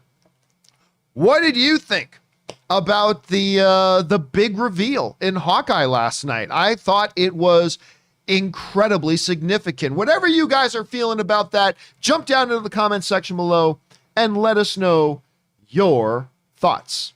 All right, guys. With all that done and said, let's now move on and start taking your comments. We've shut off the super chats now because a hell of a lot of comments came Lord. on. But we're going to get to your comments first, and then we'll get to your questions in just a second. So let's move over to it. What do we got going on in the comments, Kim? All right, so Cutter Hale starts us off with saying, just finished Hawkeye. Holy shit, I'm losing my mind. Saw Don't Look Up last night, and the more I think about it, the more I hate it. McKay has lost his touch. The acting is awful, except Leo's. He's thumbs up. Well, yeah, I mean, oh my God, yes, Hawkeye, losing our minds, absolutely, Cutter. And it really does sadden me to hear, because I was so looking forward to Don't Look Up. It is look, it's beyond dispute. It's one of the greatest casts ever assembled. And then hearing so many very mixed reviews coming out of it, it's disappointing to hear. So thanks for sharing your take on it, Cutter. I'm disappointed you also disliked it, but I still got to watch it at some point here. All right, what's next? Casey Mack says, saw Tick Tick Boom last night, and I gotta say, I really enjoyed it. Andrew Garfield was really great. What movie was it, Ray? Oh, tick, tick, boom. Or boom. I don't know. I can't do it. You did it better. You did it better yesterday. Yeah, listen, I don't know that Tick Tick Boom is the movie that will take you, if you are not a fan of musicals, and will suddenly make you a fan of musicals. But it's a damn good movie, and it deserves all the awards buzz it's given. So I'm glad you enjoyed it, Casey. All right, what's next? Joshua Mickle says, look closely. This is the same Kingpin from Netflix. Proof. He's holding a cane on the side of the body where Bullseye threw knives at him in Daredevil Season 3. You do know that Kingpin uses a cane a lot, right? Like you know that Kingpin is often seen in a lot of the classic Kingpin art holding a cane, right? So no, that is, I mean, listen, it is possible. We may find out next week that it's the same Kingpin from Netflix. That's totally on the table. Him holding a cane is not proof of that. That's like saying, here's proof that it's the Kingpin from Netflix. If you look at the picture, and let me see if I can bring this picture up again. I'm not sure I can. Let me try. Yes, I can. If you look at the picture, look closely. That's not it. That's it. If you look closely, he has a nose. Kingpin in Netflix has a nose. Confirmed. It's the Kingpin now. So, I mean, yeah. So again, very possible that it could be. It might be. We'll find that out. Him holding a cane is not the proof, though. That's not the proof in and of itself. All right, what's next? Rena Senorita says, went to the midnight screening of No Way Home, and OMG, they totally delivered. It's everything I wanted and more. It's now 4 a.m. AUS time, and I have to work in 4 hours, but I'm too hyped to go to sleep. Can't wait for you guys to see it and talk about it. Also, Hawkeye Episode 5. Wow, what a great night to be a Marvel fan. I mean, yeah, look, if you were one of our very, very lucky international friends who Spider-Man No Way Home already opened for you guys, and you got to watch that and then that episode of Hawkeye, that is a Christmas come early. That is a Right? Christmas come early. So it's so great to hear that you enjoyed it, Rena. And of course, we will have our full open spoiler discussion of Spider-Man No Way Home on Sunday. So this Sunday will be our full open spoiler discussion. I'm anticipating that's going to be 4 or 5 hours long. So make sure you guys tune in and join us for that. All right, what's next? Stefan de Lintwater says, I saw No Way Home today and loved every minute of it. The movie went in directions I wasn't expecting. A blast from start to finish. Best MCU Spidey film yet. Yeah, now that I'm hearing that a lot. Like, there are a couple of people in the minority saying it's the best Spider-Man movie ever or the best MCU movie ever. That's not what most of them, but a lot of them seem to be suggesting out of the MCU ones, like out of Homecoming, Far From Home, and No Way Home, a lot of saying this is the best one they've done yet. And that's really encouraging to hear. So I'm super glad you had a good time at that one, Stefan. Thanks for sharing your thoughts. All right, what's next? Darth Wayne 97 says game day. Game day.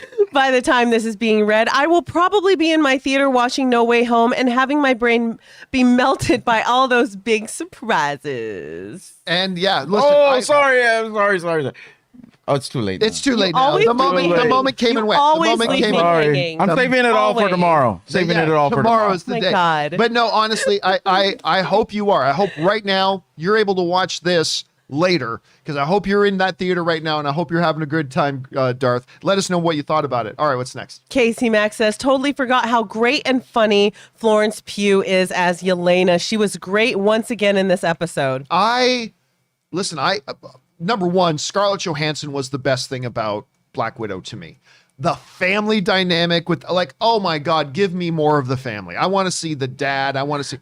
But absolutely, Florence Pugh as Yelena was absolutely one of the strengths. She was great. Again, I thought they played that one scene with her and Kate a little too long, but aside from that, I thought she was great as the character, and I'm really looking forward to seeing where they go with her in the one remaining episode of Hawkeye. And her accent is still with us. And her accent is still there. Didn't come and go. All right, what's next? Samuel Laskio says, a blurry photo is the big reveal. Kind of let down. What were you expecting? The reveal is the reveal. We got that it is Kingpin and it is Vincent D'Onofrio. I mean, so, yeah, would it have been nice to see some video footage or to have heard a line? Sure. But that's not what this episode was for. They're saving that for the next episode. And there is still another episode to come. I just think the fact that they revealed it and this now confirmed, and that's a huge deal. All right, what's next? Enrique A says, John, thought you had noticed. AIMPAC? No, nope, not going to try that one. Equals John Campea. Yar equals Ray, Aura, and Kim. I'm with you on this Spider-Man hiatus. I opened YouTube. No, social media hiatus.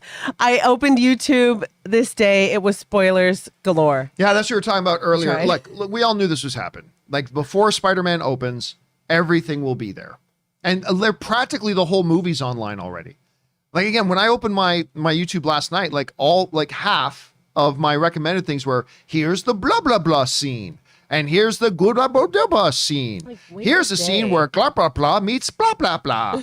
And it's all there. Like, it's just all there. The movie itself is all there online. So yes, you got to be putting yourself under a social media quarantine. All right, what's next? Mohammed Mudassir says, final crazy theory. The climactic battle we see in the trailer actually happens in the middle of the movie, and the rest happens in another universe. Well, I mean, the battle we see happening in the trailer, a lot of people have been speculating right from the moment the trailer came out. It's like, they're just trying to make it look like it happens in the third act. What if it happens in the second act of the movie, the third act of the movie? That's totally possible.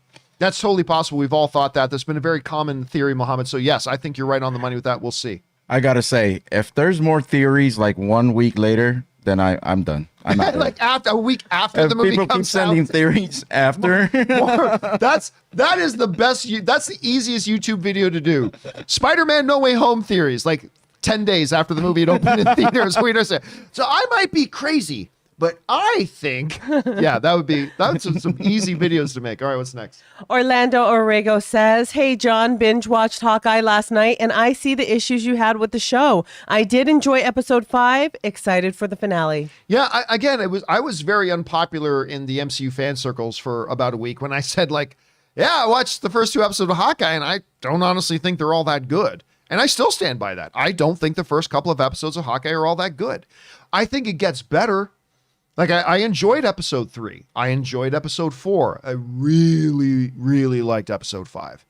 So I've gotten on board, but yeah, I still stand by. I do not think those first 2 episodes are very good. Not at all. It's not like WandaVision. That WandaVision came in right out, and I was blown away by WandaVision. Episode 1. Hawkeye failed to do that, but I'm starting to get on the train. I'm getting on the train. All right, You're about to get off because the last episode is next week. Not for long. John Redcorn says, it won't happen, but I'd love to see Toby and or Andrew stick around as the Sony versus Spider-Man after we see them in No Way Home, or bring Miles in Sonyverse. Again, I no, the time for that is past. It's one thing to do a great novelty, and I use that term in a very positive way. It's one thing to do a really cool shtick novelty thing about this. It's another thing to say, let's revive all of that and have 4 different Spider-Men running around and do. I don't think so. And Tobey Maguire at 48, I don't know that. He's 46. Like, I want to see, like, we were just having a debate about whether we should even see Peter Parker in college. Whether or not we want to see Peter Parker in college or maybe like a fresh grad. Like, I don't know that we want to see Peter Parker at 48 and starting a new franchise of that. I don't know, Ray. We want to see the Spider-Verse version of Peter Parker, for sure. The one that's been through it all. What's his name again? Not Joe Johnson? Yeah. No. Jake Johnson. Jake Johnson. The Jake Johnson. The one who's been through it all. Like, here's about a crime, goes saves it with one sock on. You know, that would be funny to me, but. All right, what's next? Cutter Hale says, with the villain reveal in Hawkeye, do you think we could see a certain hero appear in No Way Home tomorrow night? Ready for the 7:10 time tomorrow big surprises. Well, listen, I mean, obviously with Kingpin being there, and there have been reports for literally over a year that we were going to see Charlie Cox pop up in that. And there have been a lot of reports over the years and stuff like that. There have been some images, whether or not they're real or not, we'll find out. But yeah, of course, that's a possibility. Look, if Vincent D'Onofrio is here as Kingpin, is there anybody like, considering there have been reports for over a year that Charlie Cox was going to be in this, reports that I didn't believe at first, by the way, with one, Kevin Feige publicly saying a week or two ago, Charlie Cox is going to be our Daredevil right before Spider-Man No Way Home comes out. And now with Vincent D'Onofrio popping up at Kingpin, I don't think it's just a possibility. I think it's a foregone conclusion. I mean, actually, look, as soon as Kevin Feige publicly announced that Charlie Cox was going to be here as Daredevil, I think it became a foregone conclusion that he was going to be in Spider-Man No Way Home. I think that once Kevin Feige says it publicly, that's a foregone conclusion. So now the only question I have is, will he be there as Matt Murdock, or will he be there as Daredevil? Now, there are some of you who've seen the movie already, and you know the answer to this question. I don't. I've seen parts of the movie, but I don't know the answer to that question. I will say I don't think we're going to see Daredevil. I think we will see Matt Murdock. If there was any doubt, Kevin Feige erased those doubts. But I do think we're going to see Matt Murdock. I don't think we're going to see Kingpin. What do you think? Number one, do you think we're going to see Charlie Cox? And then number two, if we see Charlie Cox, is he just going to be Matt Murdock, or will he also be Kingpin? What do you think? I think we're going to see Charlie Cox, and I think we're only going to see him as Matt Murdock. Ray, what about you? Do you think we're going to see? What do you think? Only if someone bumps me and tells me, hey, that's Matt Murdock, will I recognize Matt Murdock. Oh, because you haven't watched the Daredevil series. You know what, dude? You and me, and let's get Ryan in on it too. We have got to sit down and binge with you cooking a lot of food, obviously, but we have got to sit down and binge Daredevil. We've got to binge Daredevil. You'll love it. Okay. I'm telling you, you are going to love Daredevil. Let's do it tonight before we see No Way Home. We'll pull an all-nighter tonight. Oh my God. All-nighter. All-nighter. All night Sugar. long. So much sugar. Sugar and acid. Just have a time of our lives. No Way Home will be a different movie to all three of us. You guys will be coming out with all these confirmed fan theories that did not happen in the movie. Okay, what is next? Sarah and Temis Salvin says, watched episode 5 and No Way Home immediately after. Both fantastic and perfect double features. No better time to be a Marvel fan. Absolute chills. Again, like we were saying, Sarah, it was like Christmas come early. Now, if you're like us and you got to wait one more day, it's Hawkeye episode 5 rolling. But like for those of our international friends who live in those markets where it opened early, you literally got to watch Hawkeye episode 5 and Spider-Man No Way Home back to back. It is Christmas come early. I'm glad you had that good time, man. All right, what's next? Cam K says, Avengers Memorial. Tony Stark, Bruce Banner, Thor Odinson, Steve Rogers, Natasha Romanoff, Clint Barton, Rogers the Musical. Yeah, but Ant-Man, though. I still think it's hilarious that they put it. I still love... Look, I didn't like the first 2 episodes of Hawkeye. But there were moments that I liked, and one of them was, that guy wasn't there. Like, I love that you got Clint going, that guy wasn't there. I like that a lot. But that was a really good moment standing there at that memorial. I know. And that was a good moment in the show. That was a good moment. All right, what's next? Stash Dad Iggy says, I posted I was logging off till 3 p.m. tomorrow, and some no spoiler bot commented because I hashtagged no spoilers. LOL. It's crazy. Enable no comments and Godspeed everyone. Dolby at 3 taking the kids. And I hope you have a great time. I mean, that kind of reminds me of what we were talking about before. It is hard to believe, but the first Sam Raimi Spider-Man movie is 20 years old. It's rounding into it, 20 years old. And we now have people who went to go see that Spider-Man movie when they were 13 years old. And they're now getting to go to this one, taking their kids with them. So I think crazy. that's awesome. That's so good. awesome. I hope you and your kids have a great time there, Stash. All right, what's next? Orlando Orrego says, by the way, Vincent D'Onofrio was credited at the end of episode 5 of Hawkeye. Can't wait to see Kingpin in the MCU. Hankwai. I thought you were saying it was credited at the end of episode 5 of Hankwai. I thought he was giving us like an alternate comic version of the character or something, but I think it was just a misspelling. Yes, he was, Orlando. Yes, he was. Good catch, man. All right, what's next?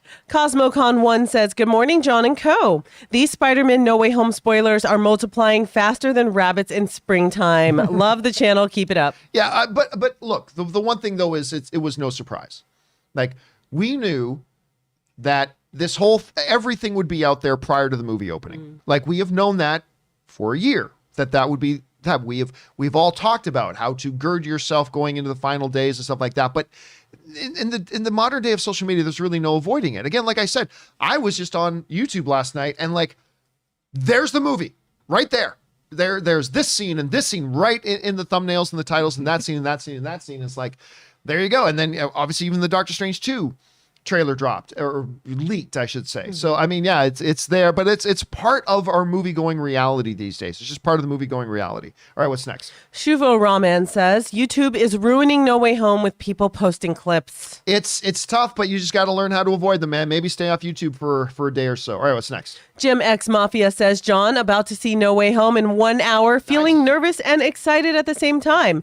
I'm waiting to yell big surprises in the theater. Wish you best, John and crew. I think there are honestly going to be theaters all across the world. It's not. Where there are. I am telling you, there are Across going the to be land. theaters all across the world. Not in every theater, but I think there are going to be some theaters all across the world where somebody's going to show up or something's going to happen and somebody in that theater is going to yell, big surprises. I'm telling you. But someone in the chat pointed out that with all these spoilers out, they're going to be yelling, no surprises. No surprise. No surprises. That's All right, hilarious. what's next? Janelle Faulkner says, 26 hours until I bask in the glory of No Way Home. My body is ready. We're roughly about the same period away ourselves right here. We're going to, so by the way, I know some people asking what's the plans for the show tomorrow. There is going to be a John Campea show tomorrow. Yep, it's going to be a long, I don't long know day. that it'll be a full show, but we're going to do our pre-Spider-Man No Way Home viewing episode tomorrow, regular time. And then we're going to wrap up the show and we're going to head over to our theater. Wait, I have to take my going out in public shower. Yes, you do. I have to go home, take a shower, Yeah. make sure I'm presentable. Then we'll go this. Or you could do that before you come in And and do the show. just as I say something, something else pops up. Come on, man. All right, what's next? Enrique A says, NTS, Ray and Kim equals unrelated. Ray and Ann equals related. Yeah, so somebody accidentally put in, they meant to say, wait a minute, Ray and Ann are related. They accidentally said Ray and Kim are related. I'm like, no, but they probably meant Ann. We understood that though. Yes, for those of you who don't know, Ray, I am Ray's brother-in-law. I actually got married to Ray's sister, and Ann is Kuya, or Ray is Ann's Kuya, and Yeah. And she is forcing him to employ me. I'm not good at anything, but I'm still employed. I'm just Oh, playing. you want me? God, You don't want say me to that. stay with you? Give my brother a job. No, in all seriousness, let me tell you a quick story here. Even though we do not have time for this, quick story here. When I was starting with AMC, and I finally convinced AMC to allow us to do a video show, because when they first hired me, it was just running a news blog, right? But I told them we need to move to video. Well, no one's doing that yet. Yeah, that's why we got to do it. And I said, we got to move to video. And when they did, and we got our studio set up at the AMC Burbank 16, the very first guy I hired was Ray. Because I needed help. Yep. And Ray was willing to help. And let me tell you something. Ray has been with me through AMC, through Collider, doing the John Campea Show. The one constant that I've always been able to do all this is because Ray has been one of those main pillars of support that has allowed me to do what I do and has helped me along the way to do it. And Nice. so, And likewise, you know, when I first started, it was just really basic, like putting like emails together. But then like not just John, but every job I've ever had, like whether it been Blockbuster or Best Buy or whatever, I always feel the need to go above and beyond just to show my appreciation that they took a chance on hiring me. So with the remember the mailbag segment, John? And then like I started messing around with Photoshop, putting those little graphics behind the email. And you said you liked it, so that pushed me to actually getting better at Photoshop. Yep. And like better and better, adding more, you know, skills. So, you know, I could just make the show better, because like I feel if anybody hires me, I have to do my best in it. I can't just be. And now, you picked up Photoshop, and then you became great at it. And now, I didn't tell you this, but then yesterday I got other industry people emailing me, asking me if Ray will do contract work. Because now people like, and this has happened before. I've had people calling me. It's like, now Ray, we got to get Ray because Ray's so good at the graphics, right? Anyway, Nice. we need to move on. We're falling behind here. Work ethic, kids. Everyone needs to be more But like Ray. I just like to hear that, because like I never want to be known as the guy who just got hired, because I'm like, you know, I actually want to feel like, you know, like, oh yeah, it's beyond that. And I'll tell you straight up, Ray maybe got initially hired 8-9 years ago because, hey, he's my brother-in-law and he's there. And I knew that. But I knew Ray, that. You proved yourself. But Ray is here now because he's great at what he does. Yeah, see, that's and what I'm I wanted. lucky. I'm lucky that he works with me. So let's be very clear about that. All right, what's next? We all are. Anime 38 says Norway COVID restrictions just went to half capacity in theaters, and Spider-Man pushed to January. Yeah, we had a bunch of people writing in to So tell us about sorry. because Golly. Norway, they're struggling over there right now. So they implemented like half capacity, or I thought even less than that. And the distributor in Norway just said, you know what, we can't make our money back properly with half full theaters. So they decided to push it to January, I think 14th in Norway. So hang in there, our film loving brothers and sisters in Norway. Hang in there. It's January 14th isn't that far away. So hang in there. All right, what's next? Raymond Verata says, I hope the Avengers marker becomes permanent at Grand Central Station. Art imitates life. It's like the Batman statue at WB or Yoda statue in Presidio. And listen, there's right down at AMC Burbank 16, there is a giant bronze Batman statue now. Nice. And it's awesome. It's really cool. But you know what? I am with you, Raymond. Yeah, it's just a piece of art, but they totally should leave that plaque. They should, whatever that is, they should put that plaque up actually down there. What was the purpose of that Batman statue? Someone showed me a pic, but it's just because? Yeah, it's just because. And it's there forever? I think so. Well, Warner Brothers is located in Oh, yeah, Burbank you're right, and all that you're kind. right. It's an iconic movie figure. So yeah, I think I don't know if it's there forever, but it's gonna be there for a while. All right, what's next? Official Friend Zone says next versus movie pitch. Kingpin versus Arsham the Judge. Who wins? My money's on Kingpin. Yeah, I think even Batman loses to Arsham the Judge. That's a tough one to find, but that's a good movie. Kingpin versus Arsham. You hurt Vanessa. All right, what's next? Hulk smash your mom says. Oh my God. Says, hey guys, even with all the leaks, I can't wait for Spider-Man No Way Home to hit tomorrow. And Kingpin is back. Let's go. Loving all the big surprises. Here's the big thing too. I totally believe this. Even if you accidentally came across all the YouTube videos about it and blah blah blah, now you know everything.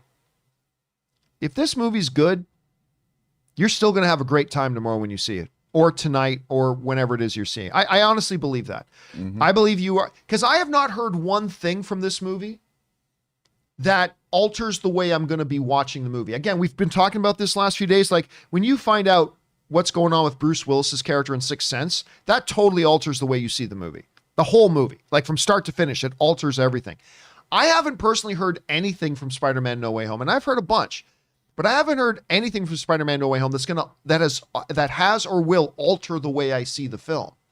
So I think even if, and I know a lot of you guys are in the same boat where maybe a YouTube video or whatever, and you know a lot of stuff that's going on in the movie, I honestly don't think it's going to impede your enjoyment of the film at all. I really don't. I don't think it's going to impede it one single bit. So hang on to that. All right, what's next? Keith Wayne Jones says, my dad took me to see Spider-Man in 2002 when I was a kid. Nice. Now me and my dad are taking my son to No Way Home tomorrow. Can't wait. Dude, that's the so coolest sweet. thing I've heard all day. That is the coolest thing I've heard all day. Please take a picture with all three of you. Yeah, that would be and really share cool. it. but That would just be really great. The notion that your dad took you and now your dad is coming with you as you take your son. That's one of the coolest things. That's a movie going experience that you, your dad, and your son are always going to have. That's the power of movies, man. Going to the movies, they become these powerful shared experiences that you have for the rest of your life. And that's awesome. I love hearing that, Keith. Thanks for sharing, man. All right, what's next? Okay, Suthius says,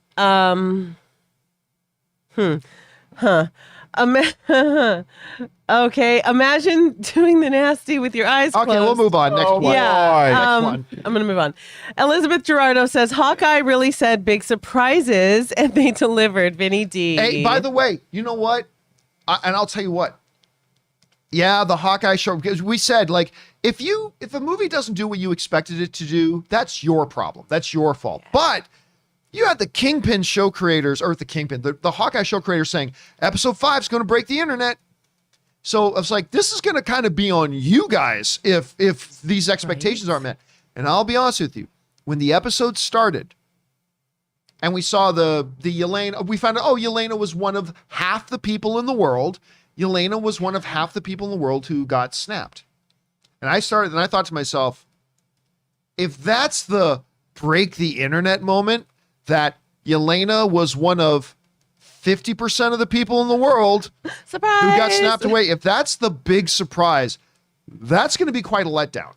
Now, it doesn't have to be Kingpin, but it better be something that's not just finding out Yelena, who had a 50-50 chance of being a person who got snapped. That's going to be disappointing. So yeah, I was very glad to see that. All right, what's next? Black Rice 19 says, all of the MCU Disney Plus shows so far, Hawkeye suffers the most from the 6-episode format. Not enough time for development with all these new characters. At least not the way they've done the show. Like, for instance, we're just talking about, we saw the message from Erin today. Erin's going to be in The Rookie, right? That series has, 16, 17, 18, 19 episodes? Can't remember. Like, Erin's episode is going to come out in February, and they're already on, episode 10 right now, so it's going to be on, episode 14, 15, or 16. And it feels great. 6 episodes is enough time to flesh out all your new characters and all that kind of stuff, if you tell the story right.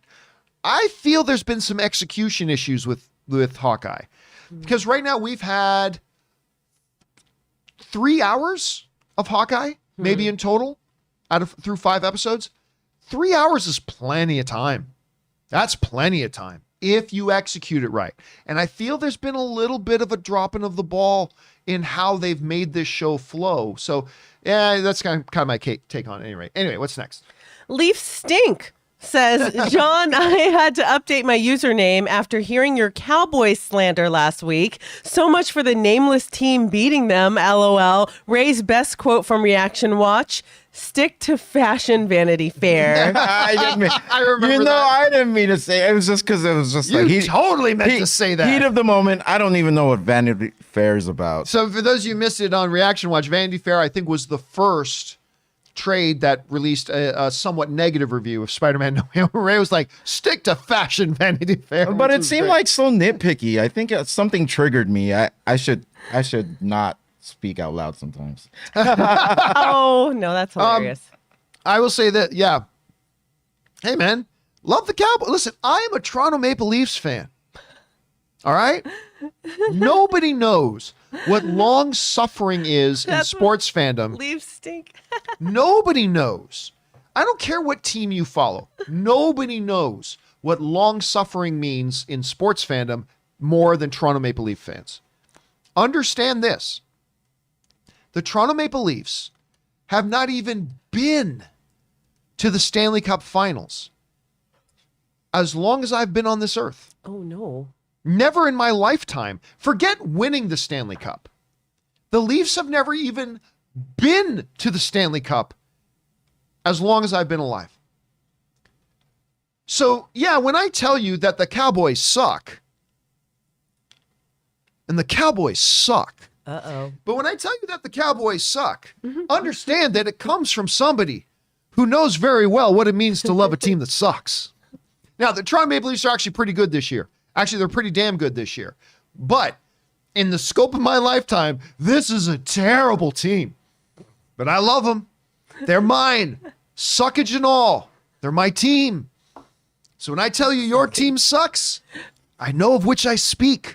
But know that I have suffered through it longer than you have. All right, what's next? Andy says, fun fact, Yelena is about a decade older than Kate Bishop, but Florence Pugh and Haley Steinfeld are the same age as of 4 days ago. I did not know that. My gosh. And I guess, yeah, Yelena is supposed to be about... That's actually really good That's because funny. normally it's different. They usually say the characters are supposed to be the same age, but really the one actor is like 15 years older than the other. This is kind of the other way around. That's a good factoid to bring up, Andy. I got to say that Yelena character, she grew on me just that one episode, the one last night. Yeah. Wow, is she good at what they're trying to do with her? I agree. I think they did a great job with her. All right, what's next? Jeremiah Miller says, Chef Pleasures has some Russian competition. Oh, that was the macaroni and cheese. Oh. That's right. My daddy says it's It's good. a classic.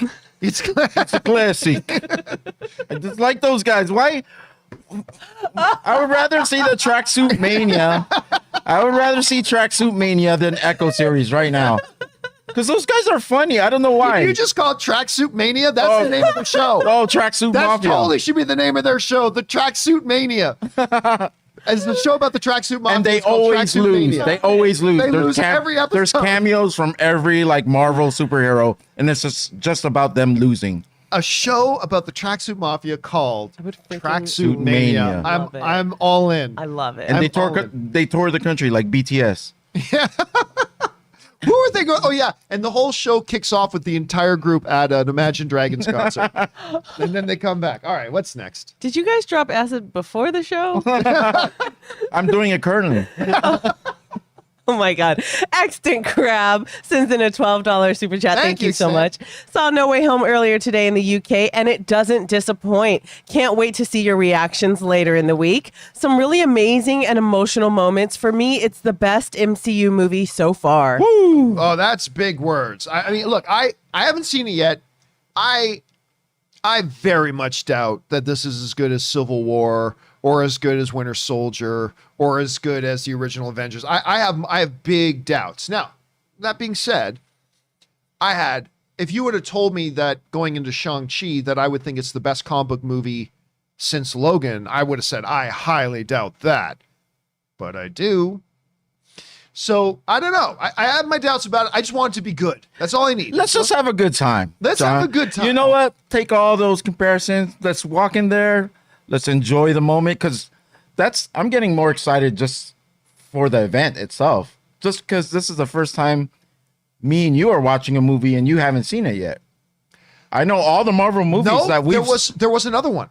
And which one was that? See, there was a movie that We saw John Wick together and you saw it for the first time with me. That was a great experience. That too. was, and there's another one. We're with Dennis and Snap. That we were with Dennis and Schnepp on that one. Yep. But there was another one that you and I saw. That was the first time I was watching. Thor.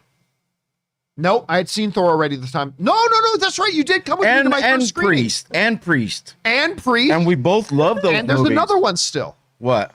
Chronicle. Yeah, but none of recent. None Okay, of recent. right, Especially in the MCU. So actually, we just rifled off 5 or 6 movies I saw for the first time with you. Okay, I'm We've sorry. gone from- But lately you've seen movies like 2 or Yes. 3 times before I've Yes, seen I them. usually have seen them 3 or 4 times before I've seen it with you. So Yeah. it'll be cool. It'll be cool tomorrow. All right, what's next? Casey Mack says Sonic and Detective Pikachu has probably been the most successful when it comes to video game movies. I was underwhelmed with Detective Pikachu. I was underwhelmed with it. Like I thought the trailers looked great. And of course, you got Ryan Reynolds doing the voice, and it didn't suck. But I'm not gonna lie, I was underwhelmed. I actually liked Sonic more than I liked Detective Pikachu. All right, what's next? Andy says, crazy next 7 days. Hawkeye, Spider-Man, Witcher 2, Matrix, Kingsman, Nightmare Alley. That's too big of a geek train to fit inside the tunnel. I forgot to mention, I got to watch the first episode of Witcher season 2 yesterday. Oh, that's right. It's great. Yeah? I had a great time. Then there was a really wonderful Q&A with Henry Cavill after it. And yeah, it picks up right where season 1 left off, and it's really good. I really, really enjoyed it. I'm very, very excited to see where the rest of the season goes. So yeah, all right, what's next? Josie Reviews says, Key and Peele must be so proud of my boy Snoop during the Golden Globe nominations. Isn't that right, A.A. Ron? Hey, Ron. Nominated for Best Director, Dennis Villanueva. Oh my God. Tick. Ben Boom. Affleck. Ben Affleck. Ben Affleck. Yeah, here's Oh, the excuse thing. me. Ben Affleck. Here's the thing. I don't know. What's his name? Alec Baldwin gets on stage at the Oscars and says, here performing the song from Frozen. No. Adele Dazeem. No, that was that was Face Off. That was John Travolta. Travolta? Oh, sorry, you're right. John Travolta. It's Yes, a you're absolutely right. Mental. You're absolutely right. It was John Travolta. It's a Mental. Adele Dazeem. Wait a second. But Idina what, Menzel? what was he trying to say? Idina Menzel. A DM. Oh, He was okay. like, it's a Mental. It's Adele Dazeem, right? So he does it and is falling on his face. Snoop Dogg? Ben Affleck. I'm sorry, Ben Affleck. And I know everybody's he- like, it's awesome because Man. it's Snoop Dogg. Read me a bedtime story every night and I'll go to sleep. For real, it's like so smooth. Like He's so smooth. He's never aggressive like in his voice, his tone. He's just smooth. That's all he had to do, Kim, was just mispronouncing the words like and just Ben do this. It's Affleck. like, you know what? It's all cool. 'Cause Denise it's Snoop Villanueva. Yeah, okay. Love it, man. Love it. Chris Wright says, now that the big guy is confirmed on Hawkeye, I wonder if a certain blind lawyer will show up in No Way Home. Again, I mean, look, I honestly don't know factually, but once Kevin Feige comes out and says, hey, everybody, Charlie Cox is our Daredevil, like right before Spider-Man No Way Home comes out, I mean, Kevin Feige answered the question. So, I mean, there's that. All right, what's next? Gus's gas station fart says, why are you always hating on me, man? I hear things and I pass it along. LOL. Love the show. Best panel since AMC days. Aw, Kimberly is thank you. fantastic. Ray is awesome. And as always, you Thank ask you. great questions. Thank you so much, man. We appreciate that very, very much. And yeah, Gus, for those of you who don't know, Gus's gas station reviews.fart is like, it's like the fictional name I make up to kind of represent all the non-real news sites out there, like the John Campea Show and like many other websites out there. We are all Gus's gas station reviews.fart. So like, if a piece of news comes out, I'm like, okay, did it come from one of the real trades, or did it come from Gus's gas station reviews.fart, meaning sites like mine and others? But yes, there you go. All right, thanks for saying those are kind words, man. Thanks for sending those in. All right, what's next? Alan Gonzalez says, watched Everything Everywhere All at Once trailer. Looks amazing. Completely, I love it when a trailer comes out of nowhere that was completely off my radar, and I go, I can't wait to watch that. That new one with Michelle Yeoh. And by the way, I think the girl who plays her daughter is the bar girl in Shang-Chi. The one they're because you got the two talking to the couple, their friends. Oh, is who's she? saying, I just think you guys need to start taking your life seriously and blah. That girl. Is that the girl from All the Boys I Loved Before? I don't think so. No? I don't think so. You could be right. That's the girl in Shang-Chi is not the girl from All the No, Girls I the Loved girl in Before. all Everything Always All at Once. Maybe I thought it was the girl from Shang-Chi and from the Oh, that AT&T girl was. commercials. I know who you're talking about. That girl was funny. Yeah. The one that was like, she's I was the- in the car, but Yeah. So I don't know. You might be right though. Maybe I didn't. Maybe I'm misplacing her, but we'll find out. it All looks right. great. What's next? Terrell Wise says, saw Hawkeye this morning, and as soon as I seen year 2018, I knew someone was getting snapped. I'll be honest with you. I didn't. I thought it was just background story being told. I totally should have put that together because when she went to by the way, how beautiful is that done? She goes to wash her hands and then that was done really well. And I should have seen it coming. All right. What's next? Jacob Hirsch says, I doubt y'all saw Flash last night, but they finally revealed those glorious gold boots. Gold boots. It really felt self-pleasury. Every shot was angled for them. Self-pleasury. Self. Yeah, those gold boots. Self-pleasury. Oh my God. Give me them gold boots, baby. I cannot. Because now I see you in a chef hat, silk shorts, and gold boots, and I can't get it out of my head. One second.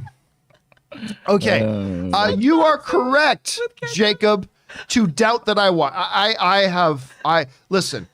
I will look back in the years to come. I will look back on the CW Flash series fondly as a show I really liked, but I have tapped out of it.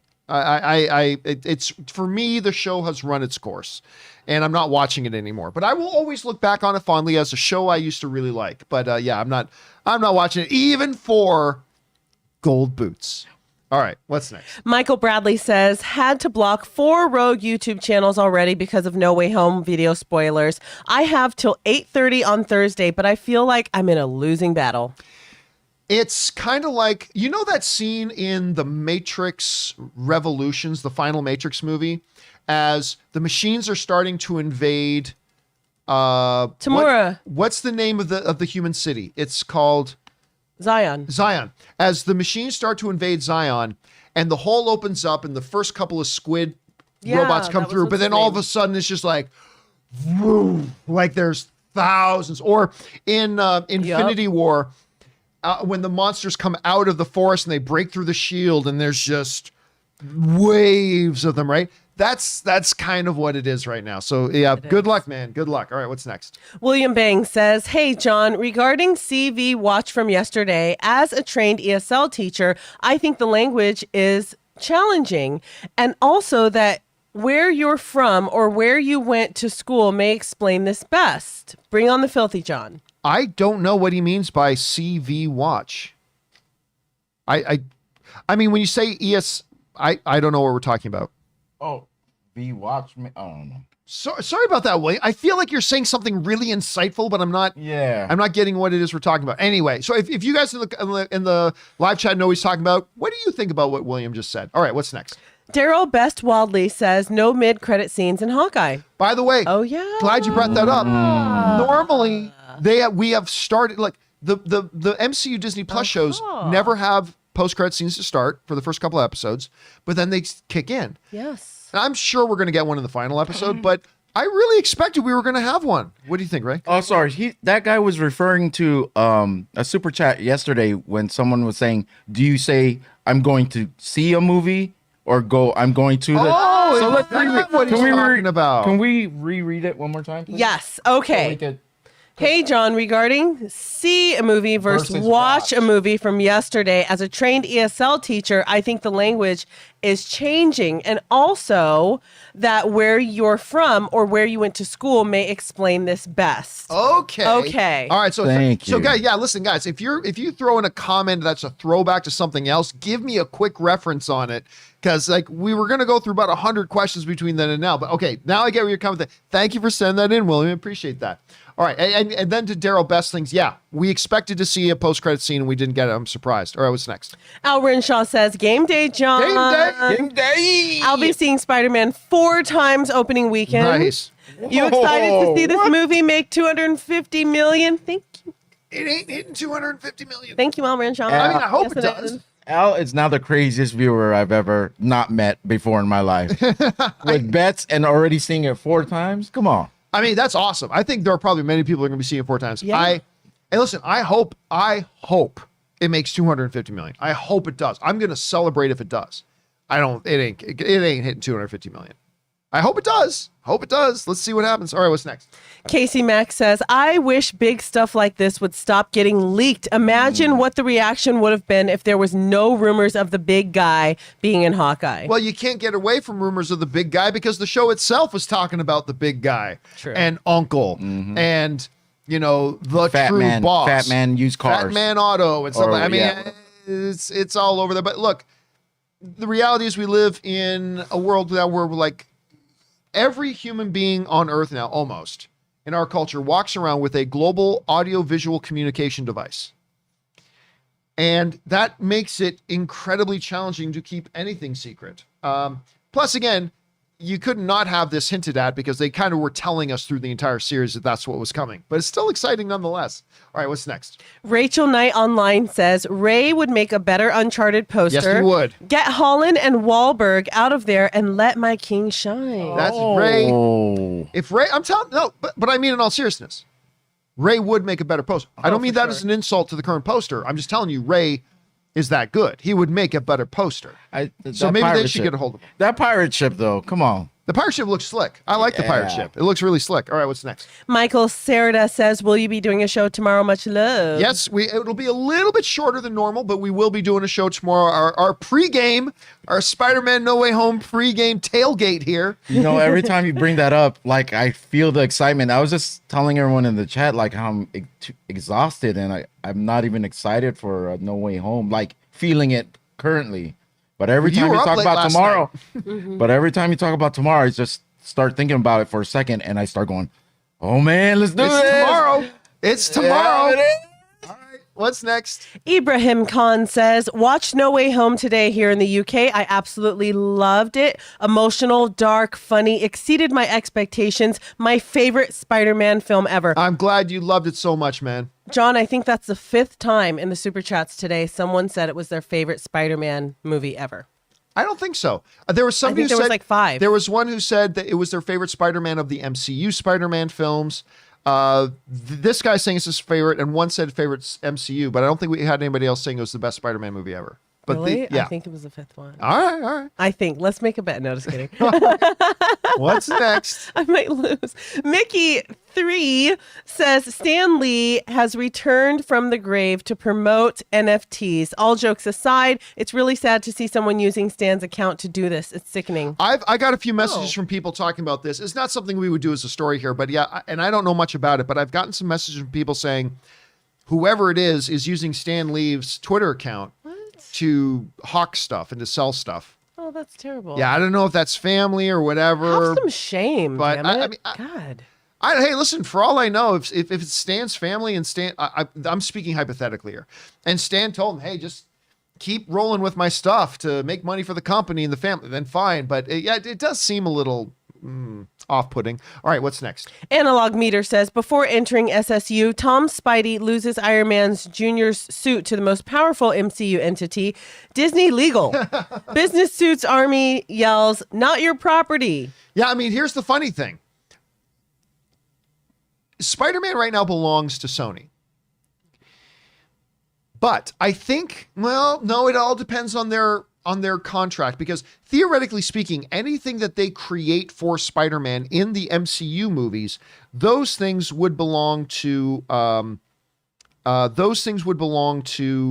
Marvel. But I have a feeling they probably contracted that out. They probably contracted that out. All right, what's next? Sam Fisher says, I wasn't entirely sure Kingpin was going to be in Hawkeye. I meant to ask this earlier, but would Marvel have hired Vincent D'Onofrio to like a few tweets to F with fans? Yes, that's totally something they could have done. It totally is something they could have done. It would have been brilliant on their part to do it, but they didn't have to. He's really there. All right, what's next? Stefan de Barbander says, just seen No Way Home and wow, the cast is phenomenal in this movie and John Watts brought his A game to this one. 10 out of 10 stars for me. Woo! Awesome to hear. Loving hearing not just the reactions from the critics, but the reactions from the audience as well. It's great. I'm glad you had a good time with that, Stefan. All right, what's next? Cutter Hale says, I want to throw out another thing to help movie theater employees. If you see No Way Home when you are leaving the movie, don't talk about the movie till you're in the parking lot. They want to see it too.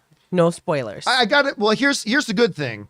Most movie theater employees have probably seen it already. Like I know at the AMC theaters around here, they will have, like for these big movies coming out, they'll have employee screenings before the movie comes out and stuff like that. So there's that. But there's that one iconic scene in The Simpsons where it was like a flashback to whenever, like the early 80s when The Empire Strikes Back came out. And it's got Homer and Marge walking out, and there's a big line for the next screening, and Homer and Marge are walking out going, I can't believe that Darth Vader is Luke's father. And then everybody in line looks at him and stuff like that. Yeah, don't be that guy coming out of No Way Home. All right, what's next? Call Me Ishmael says, hey, you guys, it's been confirmed the Electric Company's Spidey in No Way Home. Ray, can I get a big surprises? Big surprises. Oh, I remember the Electric Company What is it? Spider-Man. It's an old, this is going back to when I was a kid. All right, what's next? ER's grandpa says, congrats, Erin, on your newborn Yeah. and your The Rookie appearance. 24-ish hours from No Way Home in less than a half-hour venue. Half full. Half full, thank you. JK and RO rocketh, you too, Ann.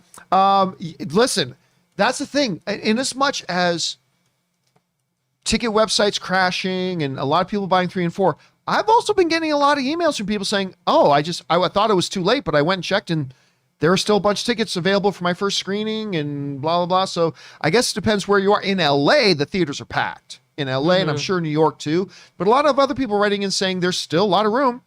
So, I mean, hey, if you still want to go, maybe you still can get those tickets. So go check it out. All right, what's next? Matt Murdoch says, hi, guys. Greetings from Italy. I'm seeing Spider-Man in 2 hours, and the excitement is real. Love Kim and Ray on the show. I cannot wait for you to see it. I hope you have a great time, Matt Murdoch, and maybe you'll see yourself in the movie. All right, what's next? John Keeley says, hi, John and crew from Scotland. Just returned home from Spider-Man No Way Home. No spoilers from me, but if word of mouth spreads, as Mr. Campea would say, it's going to make all the money. Not a lot of money. It's going to make all the money. This thing's going to make huge bank. Maybe Like not 250 million opening. million, I know. Talk about it. Maybe not 250 million opening weekend, but it's going to have legs. Oh, it's going to have legs. And unlike those stupid, idiotic moves where they're putting out movies day and date with streaming, people are going to come back to the theaters to watch it again. And then they're going to bring more people to come watch it again. This thing's going to make a lot of money. It's going to make a lot of money. All right, what's next? Do you want me to read that one? No. Okay. Silit Bang 007 says, see Spider-Man No Way Home today in the UK, and it's absolutely amazing. So joyful and fun, yet so compelling as well. Love you guys. I love hearing these reactions. First of all, we've heard people from Italy, from Scotland, now from the UK who have already seen it, and our film-loving brothers and sisters around the world are loving it. Good to hear. I can't wait to see it myself. Thanks for sending that in, man. All right, what's next? Mohammed Mater says, hey, John and co, thanks for the hard work. I just wanted to let you know I'm on my way to see No Way Home. Been dodging spoilers since yesterday like bullets. That's the thing. That has been the mission of everybody lately. Got us out here like Neo. Yeah, it's like jumping through the bullets of all coming at you. It's been the big thing. Anyway, I cannot wait for you to have a chance to see it. I hope you enjoy it and have a good time, man. Best of luck to you for trying to stay avoidance, though. All right, what's next? Sidious Swift says, I actively look for spoiler clips on YouTube when a huge film releases. I still enjoy them when I watch the film on the big screen. No Way Home looks fun. And listen, Sidious, you're actually not alone. Like a lot of people, like the reason those videos are all popping up is because they get put up and then people are watching them and people are liking them. And so they will pop up in other people's suggested news feeds and all that kind of stuff. There are a lot of people who go to watch these things because for a lot of people, they can watch those clips and still fully enjoy the movie when they go see it. And I'm kind of in that boat as well. No, don't get me wrong. All other things being equal, I'd like to go in as clean as possible. But yeah, if I stumble across this or that, okay. Now I know that. Cool. If the movie's good, knowing that little bit of information, again, as long as it's not on the scale of who Bruce Willis is in Sixth Sense or who Kevin Spacey is in Unusual Suspect or what the hell Rosebud is in Citizen Kane, where it could completely alter your entire viewing of the movie, I think it's fine. And I think there are a lot of people a lot of people want to know nothing. But a lot of people are like you, Sidious, as well. That just like, yeah, I can see this stuff and it doesn't impact my enjoyment of the film if the film is good. So you're not alone in that. All right, what's next? DJ says, a very marvelous birthday for me today with Hawkeye episode 5 this morning, and I'm about to head out to watch Spider-Man No Way Home. I love the show, guys, and bring on the filthy. Thank you so much, DJ, and happy birthday to you. May you have a glorious birthday and a glorious year ahead of you. And yeah, listen, I was saying that it's kind of like early Christmas for everybody. For you, it is literally like your birthday. Hope you have a good one, man. All right, what's next? Suthia says, I honestly thought we'd get a final trailer for No Way Home Monday night because the cast was on Kimmel, and we all know that Kimmel always gets that good shit. He kind of does. I mean, that's not surprising. And by the way, there was a lot of really good stuff in that interview. Some people sent me some clips from it. So you haven't had a chance yet, you can jump online and go find that. All right, what's next? Dominic Martinez says, "Hi, John. This is just a thought, but could the Echo show be a placeholder for a Daredevil Disney Plus show?" A lot of people have written that in, and it is possible. The reason I think it's unlikely is because a lot of people will point to the fact that, well, they were making what was called Captain America and the Serpent Society, but that was really Captain America Civil War. Yeah, but it's both Captain America movies. Like it was just about who is Captain America going to be fighting. There are some people who believe that this Echo show is actually not Echo, but actually a brand new Daredevil series. And they're just masking it with Echo. And that's theoretically possible. Yeah, it is theoretically possible. I don't see her having her own show. And especially because right now, I don't see anything about the Echo character. Doesn't make sense to me. Now, don't get me wrong. I like Echo in this show. Yeah, I agree. I like but her. I don't see anything in this character that makes me think, I need an entire series about this character. Yeah, Like, I and just haven't to seen clarify, it yet. I think the actress is doing a good job. Me too. I'm not coming down on her at all. Me either. And the martial arts, that scene was sick. No, she's doing a good job. It's the character I don't. Yeah, I just don't see it yet. So maybe they got a hell of a lot for her to do in the final episode. Or maybe it's because of the villain that she's going to be up against, which could possibly be Kingpin, right? Right. So then maybe you should just call the show Kingpin. And Yeah, true. But, is there any shows that or here's, okay, you know what would be consistent with what they do with Captain America? It's called Captain America, the Serpent Society. Then they changed to Captain America Civil War. What if the show's not actually called Echo? What if it's called Echo v Kingpin? Or what if we find out the show is actually called Echo and Kingpin? Or that would be consistent. Yeah. That would be, I don't know. We're speaking out of our asses. Let's see what happens on next week's episode of Hawkeye. All right, what's next? Elizabeth Gerardo says, "Are they releasing the Doctor Strange 2 trailer with Spider-Man No Way Home?" Don't know. Maybe yes, maybe no. Look, my guess is with it leaking now and all the clips from Spider-Man leaking, my guess is that this probably plays with Spider-Man No Way Home. That's my guess. Crazy. But I don't know for sure. We'll find out tomorrow. All right, what's next? Brandon Ginsel sends in a $19.99 super chat. Thank you. "Hey, John and crew. I've been watching since way back when you were on AMC Movie Talk. Thank you. Love the show. Thanks for the news and entertainment, getting me through the long days at work." All right, Brandon. First of all, thank you so much for tipping in that much and supporting our channel on that level. Let's be clear. I was not on AMC Movie Talk. I was AMC Movie Talk. All right. And my back still hurts from all them people that were riding my real coattails. Kingpin. The real Kingpin right here. I don't know. I just read what he was saying, and I just thought, Man. no, My listen, back hurts. my back hurts from all them people riding my coattails for so long. Did you order your cane from Amazon? That's already? right. I need that cane. I need that Kingpin cane. Wear that suit tomorrow into No Way Home with your cane. Honestly, the AMC days were a lot of fun. I got to work with so many really great and talented people, and it was such a great period of time for that stuff. And AMC Movie Talk for a while was like, it was the movie show. I'll go and say it, not just online. It was the movie show in the world. I honestly believe that. We had guys like John Schnepp and Dennis Zen and Christian Harloff and Amy Rose Eisenbach. And we were able to assemble such an incredible group of talented people.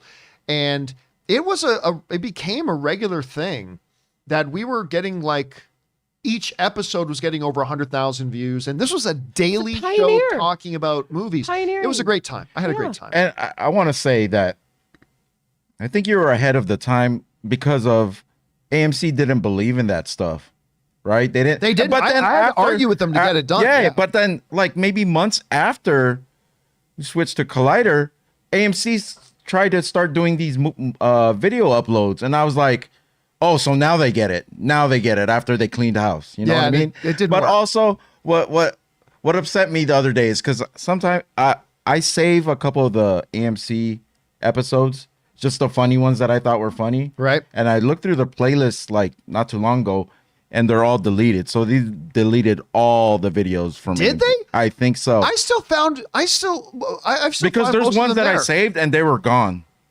I saved 4 or 5 of them at least. the ones that I thought were really funny or had some sort of memory in it. I've never. Whenever I needed to go look for an old episode, it's I usually still find it there. Well, yeah, But I can't confirm that, but all I know is the episodes I had on my playlist. All right, they're all deleted. I have been known on AMC to say things that shouldn't have been said on an AMC show, so maybe some of that were taken away. I don't know. But it sucks, man. You had that vision, and they didn't ride with it at the time. They should have. But no, I mean, look, this is now old news. I did had to fight with them to get them on board with the idea of what my vision was for AMC Movie Talk. Because they initially just brought me on to run a blog, and I told them, well, I can come, but just so you know, I'm going to be arguing with you all the time to let us do a video. And we had a great boss at the time. Right. And Justin. And Justin's sister is actually one of the main cast members on Saturday Night Live right now, by the way. She's like my favorite person. She's great, right? She's good every time she's on. She's what's her name? I'm trying to remember her first name. But the last name is Gardner. Gardner? Oh. But I'm trying to remember her first name. I can't remember her first name. Was it Stacy? No, it's not Stacy. No. Anyway. So I had to argue and fight with them, and they finally started. They give me a little bit of an inch. It's like, okay, when I started AMC Movie Talk, our office didn't have internet in it. So they wouldn't pay, and I don't blame them because it was going to be super expensive, like $10,000. But they wouldn't pay to run internet into our office. So what they did was they let me go to a Sprint store and get a 4G modem. Oh my God, I remember that. Yeah, for the first year, our AMC Movie Talk was done over a Sprint 4G modem. And it's Heidi Gardner. It's Heidi. That's her name. Thank you. Thanks, Chet. Heidi. So I was, so we were doing it all on there. And then as we started to have success, then they started increasing our budget. They started letting me do a few more things. They eventually got us our full studio that was right across the street from the AMC Burbank 16. They started to buy into it. However, as we started to become successful and they started to put AMC Movie Talk clips on the big screen in front of movies. Oh, I know. That was so cool. Suddenly everybody at AMC wanted a piece of what we were doing. Suddenly everybody now started have opinions about what we should be doing with AMC Movie Talk when nobody would touch us with a 10-foot pole before that. Now everybody wanted a piece of it. And then their fucking demonic, imbecilic, backward thinking, ass twit. Oh, here it comes. What's that name? Morons in their HR department. Did something really stupid and inconceivably idiotic. And they fired my boss. Oh no. And I told them, if he's gone, I'm leaving. If you fire him, I'm gone. Now, over the next month, the vice president of the company and my now former boss both talked me into keeping things going. And I'm like, fine. So after a month of conversations with my boss, who they let go completely unjustifiably. Yep. And the vice president of the company flying in from Kansas to LA to talk me off the ledge. Even after that, then the HR department sends me a letter about how things are going to be from now on. And they were reprimanding me for doing things that I was told by senior leadership at AMC to do. I've got all this documented, like in all the emails, and I've got all this documented. So now HR decided that I was getting too big and that they were going to take me down a couple of notches. And they send me this letter like with reprimanding for doing things that I was specifically told by AMC corporate to do. And then they were giving me shit for it. So I went to the CEO of the company. I went to the president and the vice president of the company. I said, not only am I ignoring what HR did, but HR has to come crawling to me on their hands and fucking knees. They need to write me a letter of apology. Wow. Or I'm gone. And they're like, we can't make HR do stuff like that. I'm like, that's fine. I get that. But I just want you to know, if I don't get a letter of apology from HR in the next 3 days, I'm leaving. And sure enough, I didn't get a letter of apology. So I drafted my notice that said, I'm gone. I'm not staying here. If you're going to treat my boss like that, and you're going to treat me like this, and you're not going to keep this idiotic cackle of buffoons that you call an HR department in check, then I'm not staying at this company. I drafted my resignation letter and I left. I remember my when they gosh. started to try to take over. They came into the studio and started slapping property of AMC on everything that was in there, like at the bottom of the laptop. Oh yeah, yeah. I was like, wait, this is my laptop, and they wanted to double check with me if it was really my laptop. Yeah, it was crazy. And we had allies. We had allies at AMC. And like one of the chief executive officers, one of the chief officers of the company was a very strong ally of ours. And so when I left and then Complex got a hold of me, asked me to come and start Collider Video, it was actually this chief officer at AMC that suggested to me, they came to me and told me that we're going to shut down AMC Movie Talk if you're not there. So we're like, oh, well, all right. So he actually came up with the idea of, if you're going to go over to Complex, why don't you take the whole operation with you and keep it going? So I went to Complex. I said, AMC's offering to let me take everything. What would you think about just not me coming, but me also bringing everybody over? And Complex was good with it. And so we made the shift and we moved everything, same set, same everything, kept the office. Painted everything green. Painted everything from red to green. So we went from the red AMC color to the green Collider color, and we moved everything over. You know, it didn't matter what banner we were under, just that group, it didn't. Just that group of friends or the group of people that you But it's important to got have that together. corporate support. It's was important awesome. to have that support. Yeah. And let me say this. Obviously, everything I'm saying about AMC's HR department, bunch of demonic like morons. This is just strictly my opinion. That is strictly my opinion, and I'm only expressing from my point of view what happened there. I'm sure there's probably some very good people in the HR department who might remember it differently. God bless them. But that's my point of view. That's how I experienced it, and that is my opinion of the situation. Don't get started on Adam Aaron right now. And don't get me going on Adam Aaron, who was not person. there. He was not We there. had a great CEO. AMC had a great Yeah, we CEO did. when I was there. Great CEO. Yeah, Anyway, okay. let's get. Sorry, I took us down a totally weird rabbit hole. Well, there. some of Let's these keep going. people in the chat appreciate it. They like to know this stuff. So It's very interesting. I didn't know It is very all of interesting. that. That's very interesting. But once again, stick it to the man. Yeah. Anyway. All right. What's next? Alan Gonzalez says there should be a movie theater screen that filters phones from recording it. Yeah, I obviously there's nothing like that exists, but weren't they testing that at the first CinemaCon that we went to? Where Sony or somebody was saying there's cameras that are looking out at the So they would don't have detect filters. something? There's nothing that can filter it out. But what they do have is that they have these kind of night vision cameras that are specifically made to see when a camera is being used, even a phone camera. Oh, wow. So you'll see at a lot of these press screenings, you'll see these security guys at the front, these devices that they're looking in and scanning the audience to see if anybody's got a camera. Listen, I'll tell you what, not a popular theory, not a popular opinion, I mean. When you go to a big press screening or a big premiere, you have to take your cell phone and they give you this pouch that can block all signals. And they make you put your cell phone in this pouch and then they lock it and they give you back your phone, but you cannot get it out of that pouch during the They screening. did that at the Dave Chappelle Did they do that show, there too? yeah. So when the movie's over, they've got all these tables set up with security people that you give them the pouch, they unlock it, and you're able to take your phone out and go. Maybe they should start doing that at movie theaters. It's like, oh, we're not going to let you bring a video recording device into a movie because all their movies are popping up. I don't know. That did might that be at extreme. It's That might be tough. extreme, but it's a tough thing It's to do. a tough thing. I used to do those screeners, where you get tickets like to see movies like I saw, I guess I can't say. I saw a movie that was pretty big a year and a half before it came out.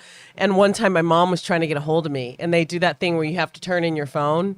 And it was like a family emergency. And I was like, I can never do this again. I can't not have my phone. Anyway, Sam Fisher says they just released a star-studded music video for George Harrison's My Sweet Lord to celebrate the 50th anniversary of the All Things Must Pass album. I'm not a Beatles guy, so Oh, that's right. I'm not really familiar That's with any of right. that. Beatles guy. You did let me down. I would say don't let me down, but you have. All right, what's next? Christopher Breckner says, when I said Toby and Andrew would appear in archive footage in No Way Home, I didn't mean Tom sees a video of them in an archive. I meant they reuse footage. Let me find his other half. Okay, here we go. Of them from their Spider-Man films. If Sony did that, saying, well, Toby and Andrew were in the movie, that'd be great. Trolling on Sony's part. Oh, well, remember though, Sony didn't have to troll. Sony never said that Toby and Andrew were in the movie. They never said that. So, I mean, it would have been a troll anyway. But no. We totally got what you were saying, Christopher. But thanks for following up and clarifying that. All right, what's next? Raymond Verata says, Reggie Jean Page from Bridgerton for Black Panther. He's got a good look to him. I don't do X actor and X role thing. There are many good actors who could fulfill the role. He wouldn't be bad, I suppose. But I've only ever seen him in one thing, so I have no idea if he's a good actor or not. He did all right on Saturday Night Live. He's okay. He's all right. But doing skit comedy is not the same as theatrical acting. I'm not saying he's not a good actor. I'm just saying I haven't seen him enough to really tell if he is. All right, what's next? Briggs 6262 says, I've always loved the pick up the ball analogy and have been fully behind recasting the role to honor those who are gone. I felt the same for Princess Leia and the legendary Carrie Fisher. 1000%. That's what they should have done for The Rise of Skywalker. Look, using recycled Carrie Fisher footage was not the problem with Star Wars The Rise of Skywalker. There were many others, but it was one of them.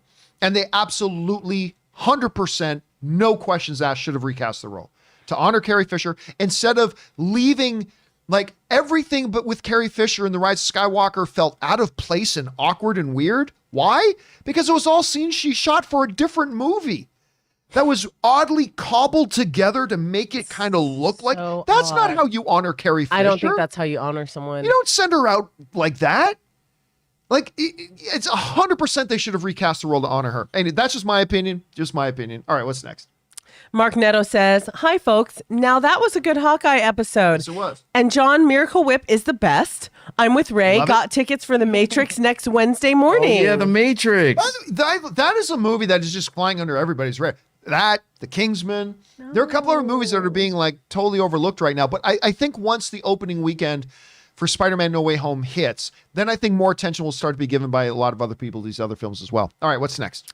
Phil Lemcool says, love the opening teaser scene. Took me a sec, watched it till 1 a.m. and rewind the scene, but what a point of view.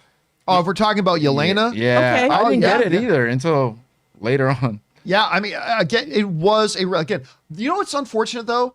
Part of my enjoyment of that scene was taken away from that thought I had of, is this their break the internet moment? If I hadn't been thinking about that, I probably would have enjoyed the scene even more because yes, it's actually quite a good scene. I really like the way they did that, Phil. All right, what's next? Leaf Stink says, John, do you still believe that Stan Lee's death had a bigger impact on the Black Panther character than Chadwick's? Curious if your mind has changed. I've never said that the death of Stan Lee had a bigger impact, current impact. I'm saying Stan Lee had a bigger impact on Black Panther than Chadwick Boseman did. Stan Lee created the character. Black Panther was around a lot longer than Chadwick Boseman was playing him. The death currently in the present context, the death of Chadwick Boseman has a bigger impact on what's going on with Black Panther right now than Stan Lee's death does. Yes. But who was more important to the Black Panther character overall? I think Chadwick Boseman would be the very first person to tell you it was Stan Lee. Of course it was. This is a character that's been around for decades and decades and decades. And the guy who created him, and there are many others who wrote him along the way as well, there would be no Black Panther character for Chadwick Boseman to play if it wasn't for Stan Lee. So in the current circumstance, whose death has a bigger impact right now on Black Panther? Clearly Chadwick Boseman. Clearly. Who had a bigger impact on the character of Black Panther overall? That is clearly Stan Lee, the guy who created it. And it's like asking, who has the bigger impact on Star Wars? Is it, why am I freezing on the actor's name who plays Mando? Pedro Pascal. Pedro Pascal. Who has a bigger impact on Star Wars? Pedro Pascal or George Lucas?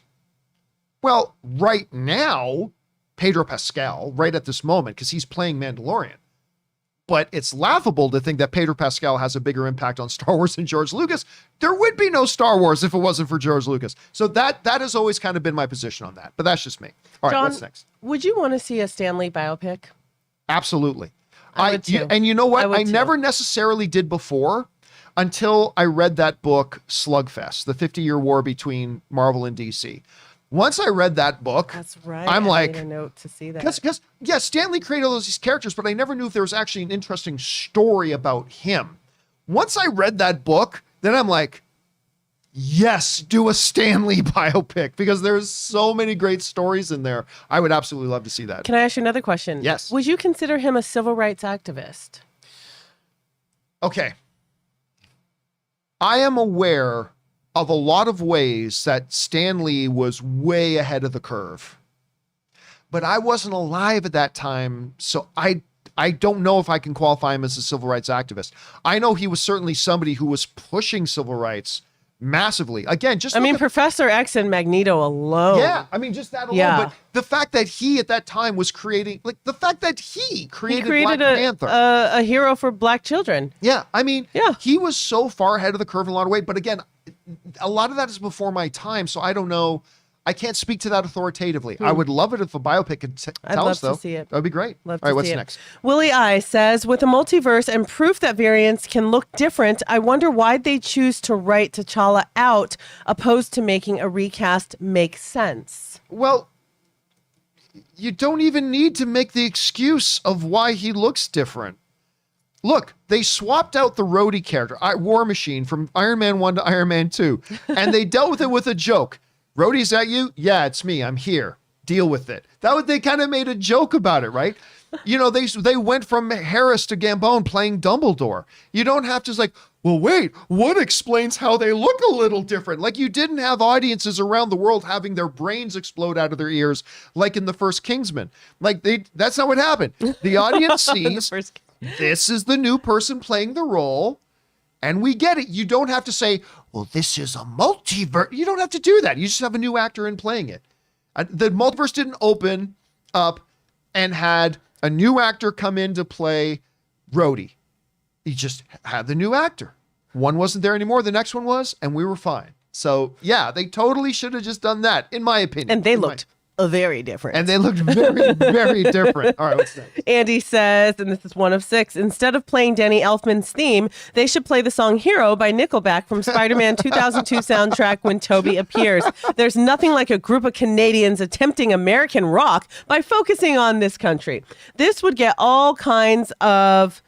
Kids. This would get all the kids and fans getting loud and rowdy like rock stars. It's how you remind me of Toby Spider-Man. I can't be the only person who's thinking this. There's got to be somebody else who thinks this. I can't be alone.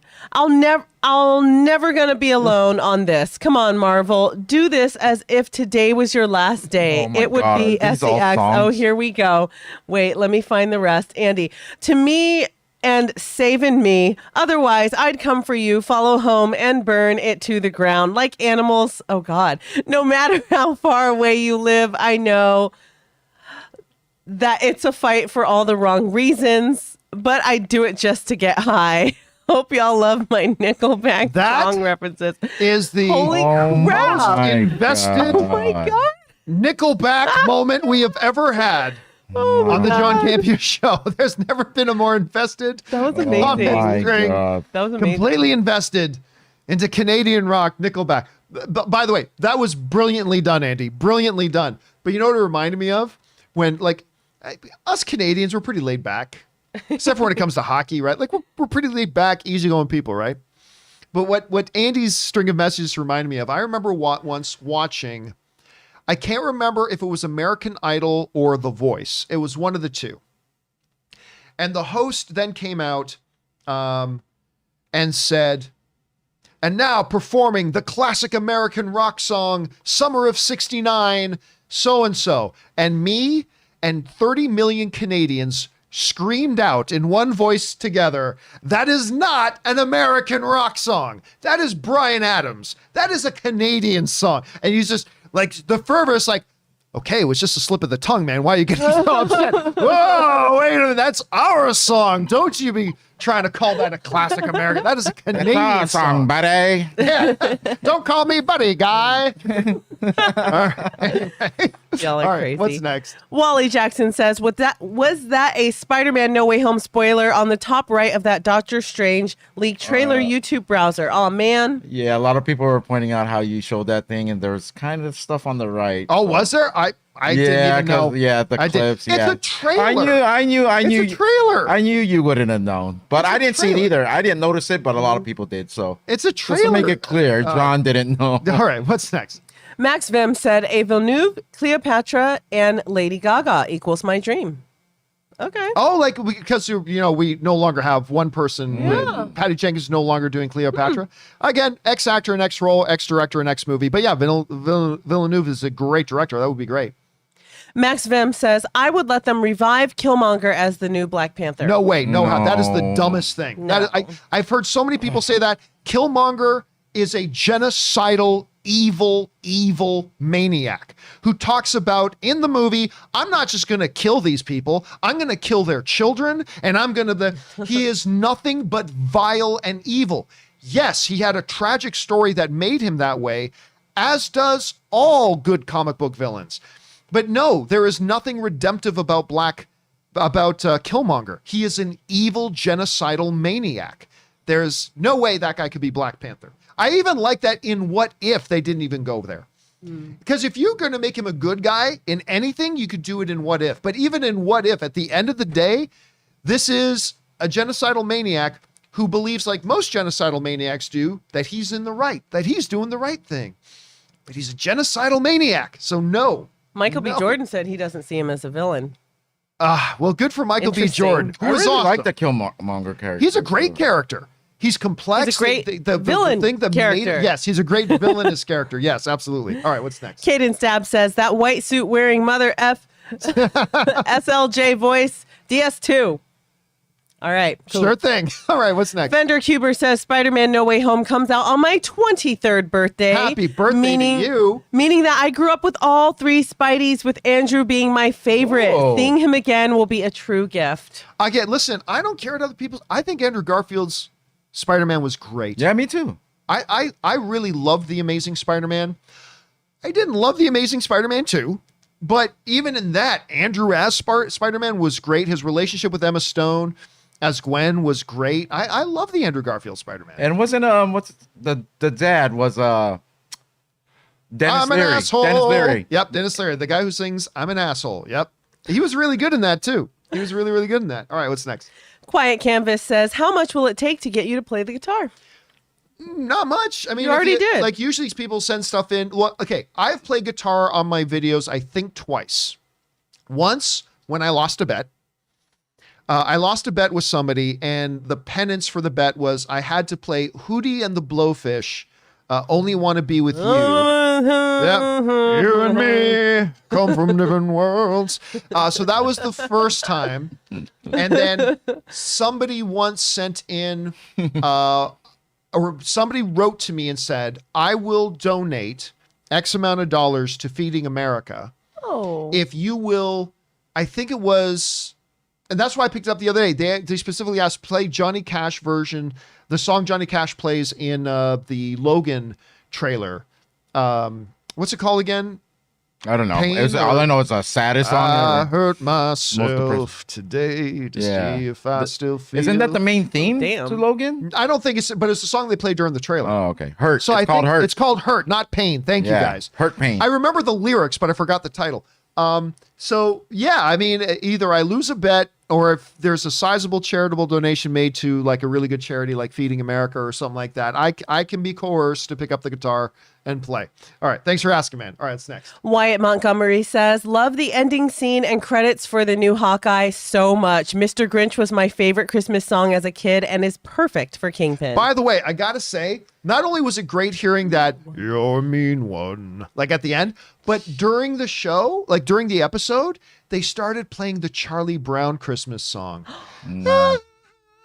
Like that. Oh, yeah. I don't know, Always like makes this me is making cry. me feel really nostalgic right now. Like that, I'm really liking the music choices they're making. Christmas kicked in with that episode. Yeah, it really did. It totally kicked in. What a great move by Marvel. You know what? I was thinking about like my family, we were thinking about last year's holidays, and I was thinking about this year's holidays are marked by Hawkeye because it started like right at Thanksgiving and going right through Christmas. And in my mind, as I'm thinking of 2021 holiday memories, Hawkeye is just there. Like it's going to be there. So that's super cool. All right, what's next? Chris Leonardo says, Happy Wednesday, John, Kim, and Ray. Love your show. Can't wait to hear the crew's opinion on the new Spider-Man movie. And he sends in a $25 super chat. Thank you, Chris, for supporting our channel at that level, man. Yeah, of course, tomorrow we are seeing it. And I will, of course, be doing my right out of the theater review, which is usually 1 or 2 minutes. But I will also get these guys' reactions to it as well. Maybe 1 or 2 other people that are there in the audience as well. And then we'll, of course, do our full review of the show. We'll probably give our review of Spider-Man No Way Home on Friday. Non-spoiler. And then we'll do our full, even though everybody will have seen this movie by Friday, but then we will do our full open spoiler review on Sunday. Yeah. Very excited for that. I hope you guys are going to be able to join us for that. All right, what's next? Casey Mack says, I'm not asking for this to happen, but if Marvel does bring more Netflix characters into the MCU, I hope they bring back David Tennant's Purple Man. Not saying it'll happen, though. Yeah, I really doubt that, but by the way, I'm not a fan of the Jessica Jones series. I thought... Wait, was that the villain? Oh, yeah. Yeah. Okay. I was not a fan of the Jessica Jones series, but he was a really good villain. I mean, that was a awful, diabolical, yet very interesting to watch villain. And so I'd be fine with it, but I agree with you, Casey Mack. I don't think they're going to be bringing him back. I don't think this throws open the floodgates. Like, I don't think now we're going to see everybody, the guy from Netflix's Iron Fist come back, and we're not going to see Luke Cage, Mike, whatever Mike's last name is, the actor who plays Iron Fist, or Luke Cage. What's that? Coulter, yeah. Coulter. Or Coulter. Mike Coulter. I don't think we're going to see Mike Coulter come over as I just said his name. I almost said Iron Fist again. Finn, wasn't it? No. Mike Coulter plays Luke Cage. I don't think we're going to see him come back as Luke Cage. I don't think we're going to see, I don't think that's going to happen. I think they're going to limit it. But, I mean, in a world where this right here is a reality, it's certainly possible, but I'm going to doubt, but it's possible. What wasn't possible before is possible now. All right, what's next? Dexter Seuss says, Hey, John and crew, just saw Netflix The Unforgivable starring Sandra Bullock. The story is good, but her performance, wow. You've seen it. Holy cow. You were telling me about this the other day. Let me tell you something. There's a scene between her and Viola Davis where I felt like that scene, they were just reminding all of us who are all distracted and excited for other movies. They were like, do not forget why we are Oscar winners. The scene is intense. It's wonderful acting. And Sandra Bullock, I really wanted to see a nomination for her, honestly. It was a great movie. Please check it out. Yeah, Ann and I are both planning on sitting down to watch that. All right, what's next? The Harsh Truth says, I thought I read that Feige knew about Boseman's diagnosis when he was cast. It seems to me that Feige and Boseman would have had an actor in mind to carry the torch if the worst was to happen. Thoughts? I think that's been debunked. I think that, look, Kevin Feige has insisted that he didn't know it all. I don't personally buy that. But I'm saying that I don't buy it. There's no proof to say that Kevin Feige is not. I'm just saying he had to have known at some point. I don't believe they knew. I'm not saying this is factual. I'm just telling you what I'm thinking. That's it. I don't believe they knew what the day they cast him, because that would seem rather short-sighted if they did. I mean, that's a good reason not to cast somebody. If you know they're not even going to be available to you for a long time. And I'm just saying that from a business point of view. So no, I don't buy that. Now, do I not think that they knew it all before he died? I don't buy that. I think they had to know at some point. But no, according to Chadwick's brother, his family, they say that Chadwick would have wanted him recast. So I don't look. The reality is this. We as fans always have to understand something. That we don't know anything.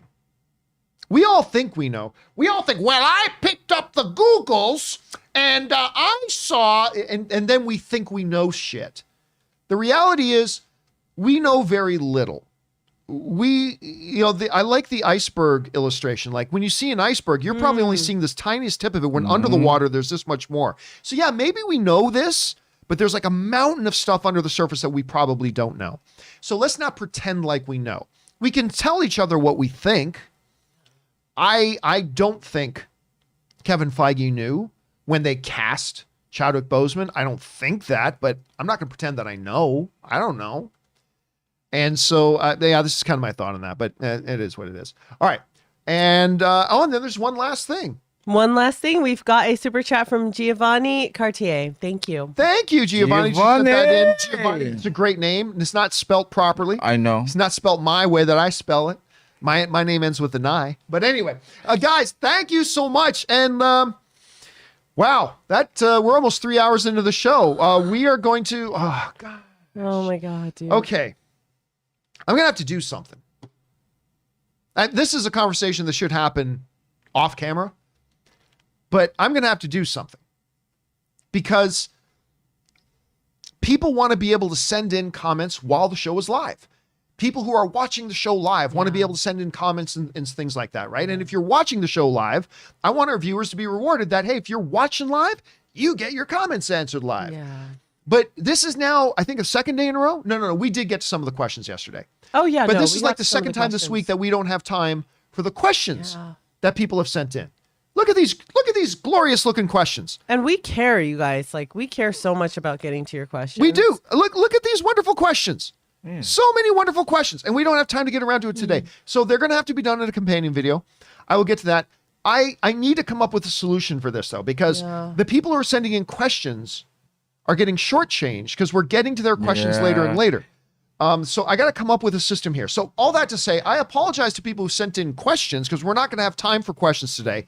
I will be doing a big, long companion video today. Again, last night we were supposed to do one. Didn't have time. Something came up, wasn't able to do it. We do have time today to do a companion video, so one is coming. So my apologies to people who sent in questions that we didn't get to today, but you will get your own dedicated companion video. That is coming up a little bit later. But anyway, for now, guys, that'll do it for today's installment of the John Campea Show. Thank you so much for being here and making the show part of your day. Big special thank you to all you guys who sent in your comments and the questions part that we didn't get to. Number one, because you gave us great fun things to talk about. But number two, you supported this channel as you did it. And all of us involved with the John Campea Show. Thank you guys so very much for your support. I want to thank, of course, Kimberly for being here. Kimberly, where can people follow you? Yeah, you guys can find me on Instagram at wasgoodkimberly. And, of course, beside her is Ray Aura. Ray, where can people find you? Ray Aura with a 0. And, of course, you guys can follow me on Instagram and Twitter right there at John Campea. Okay, guys, that'll do it for us for now. We'll be back again with a companion video later today. And then tomorrow, it's Spider-Man No Way Home Day. So we'll be doing our tailgating, our pregame show right here tomorrow, regular time at 10 a.m. Hope you guys will come and join us. That'll do it for us for now, guys. My name's John Campea. And until next time, my friends, bye-bye.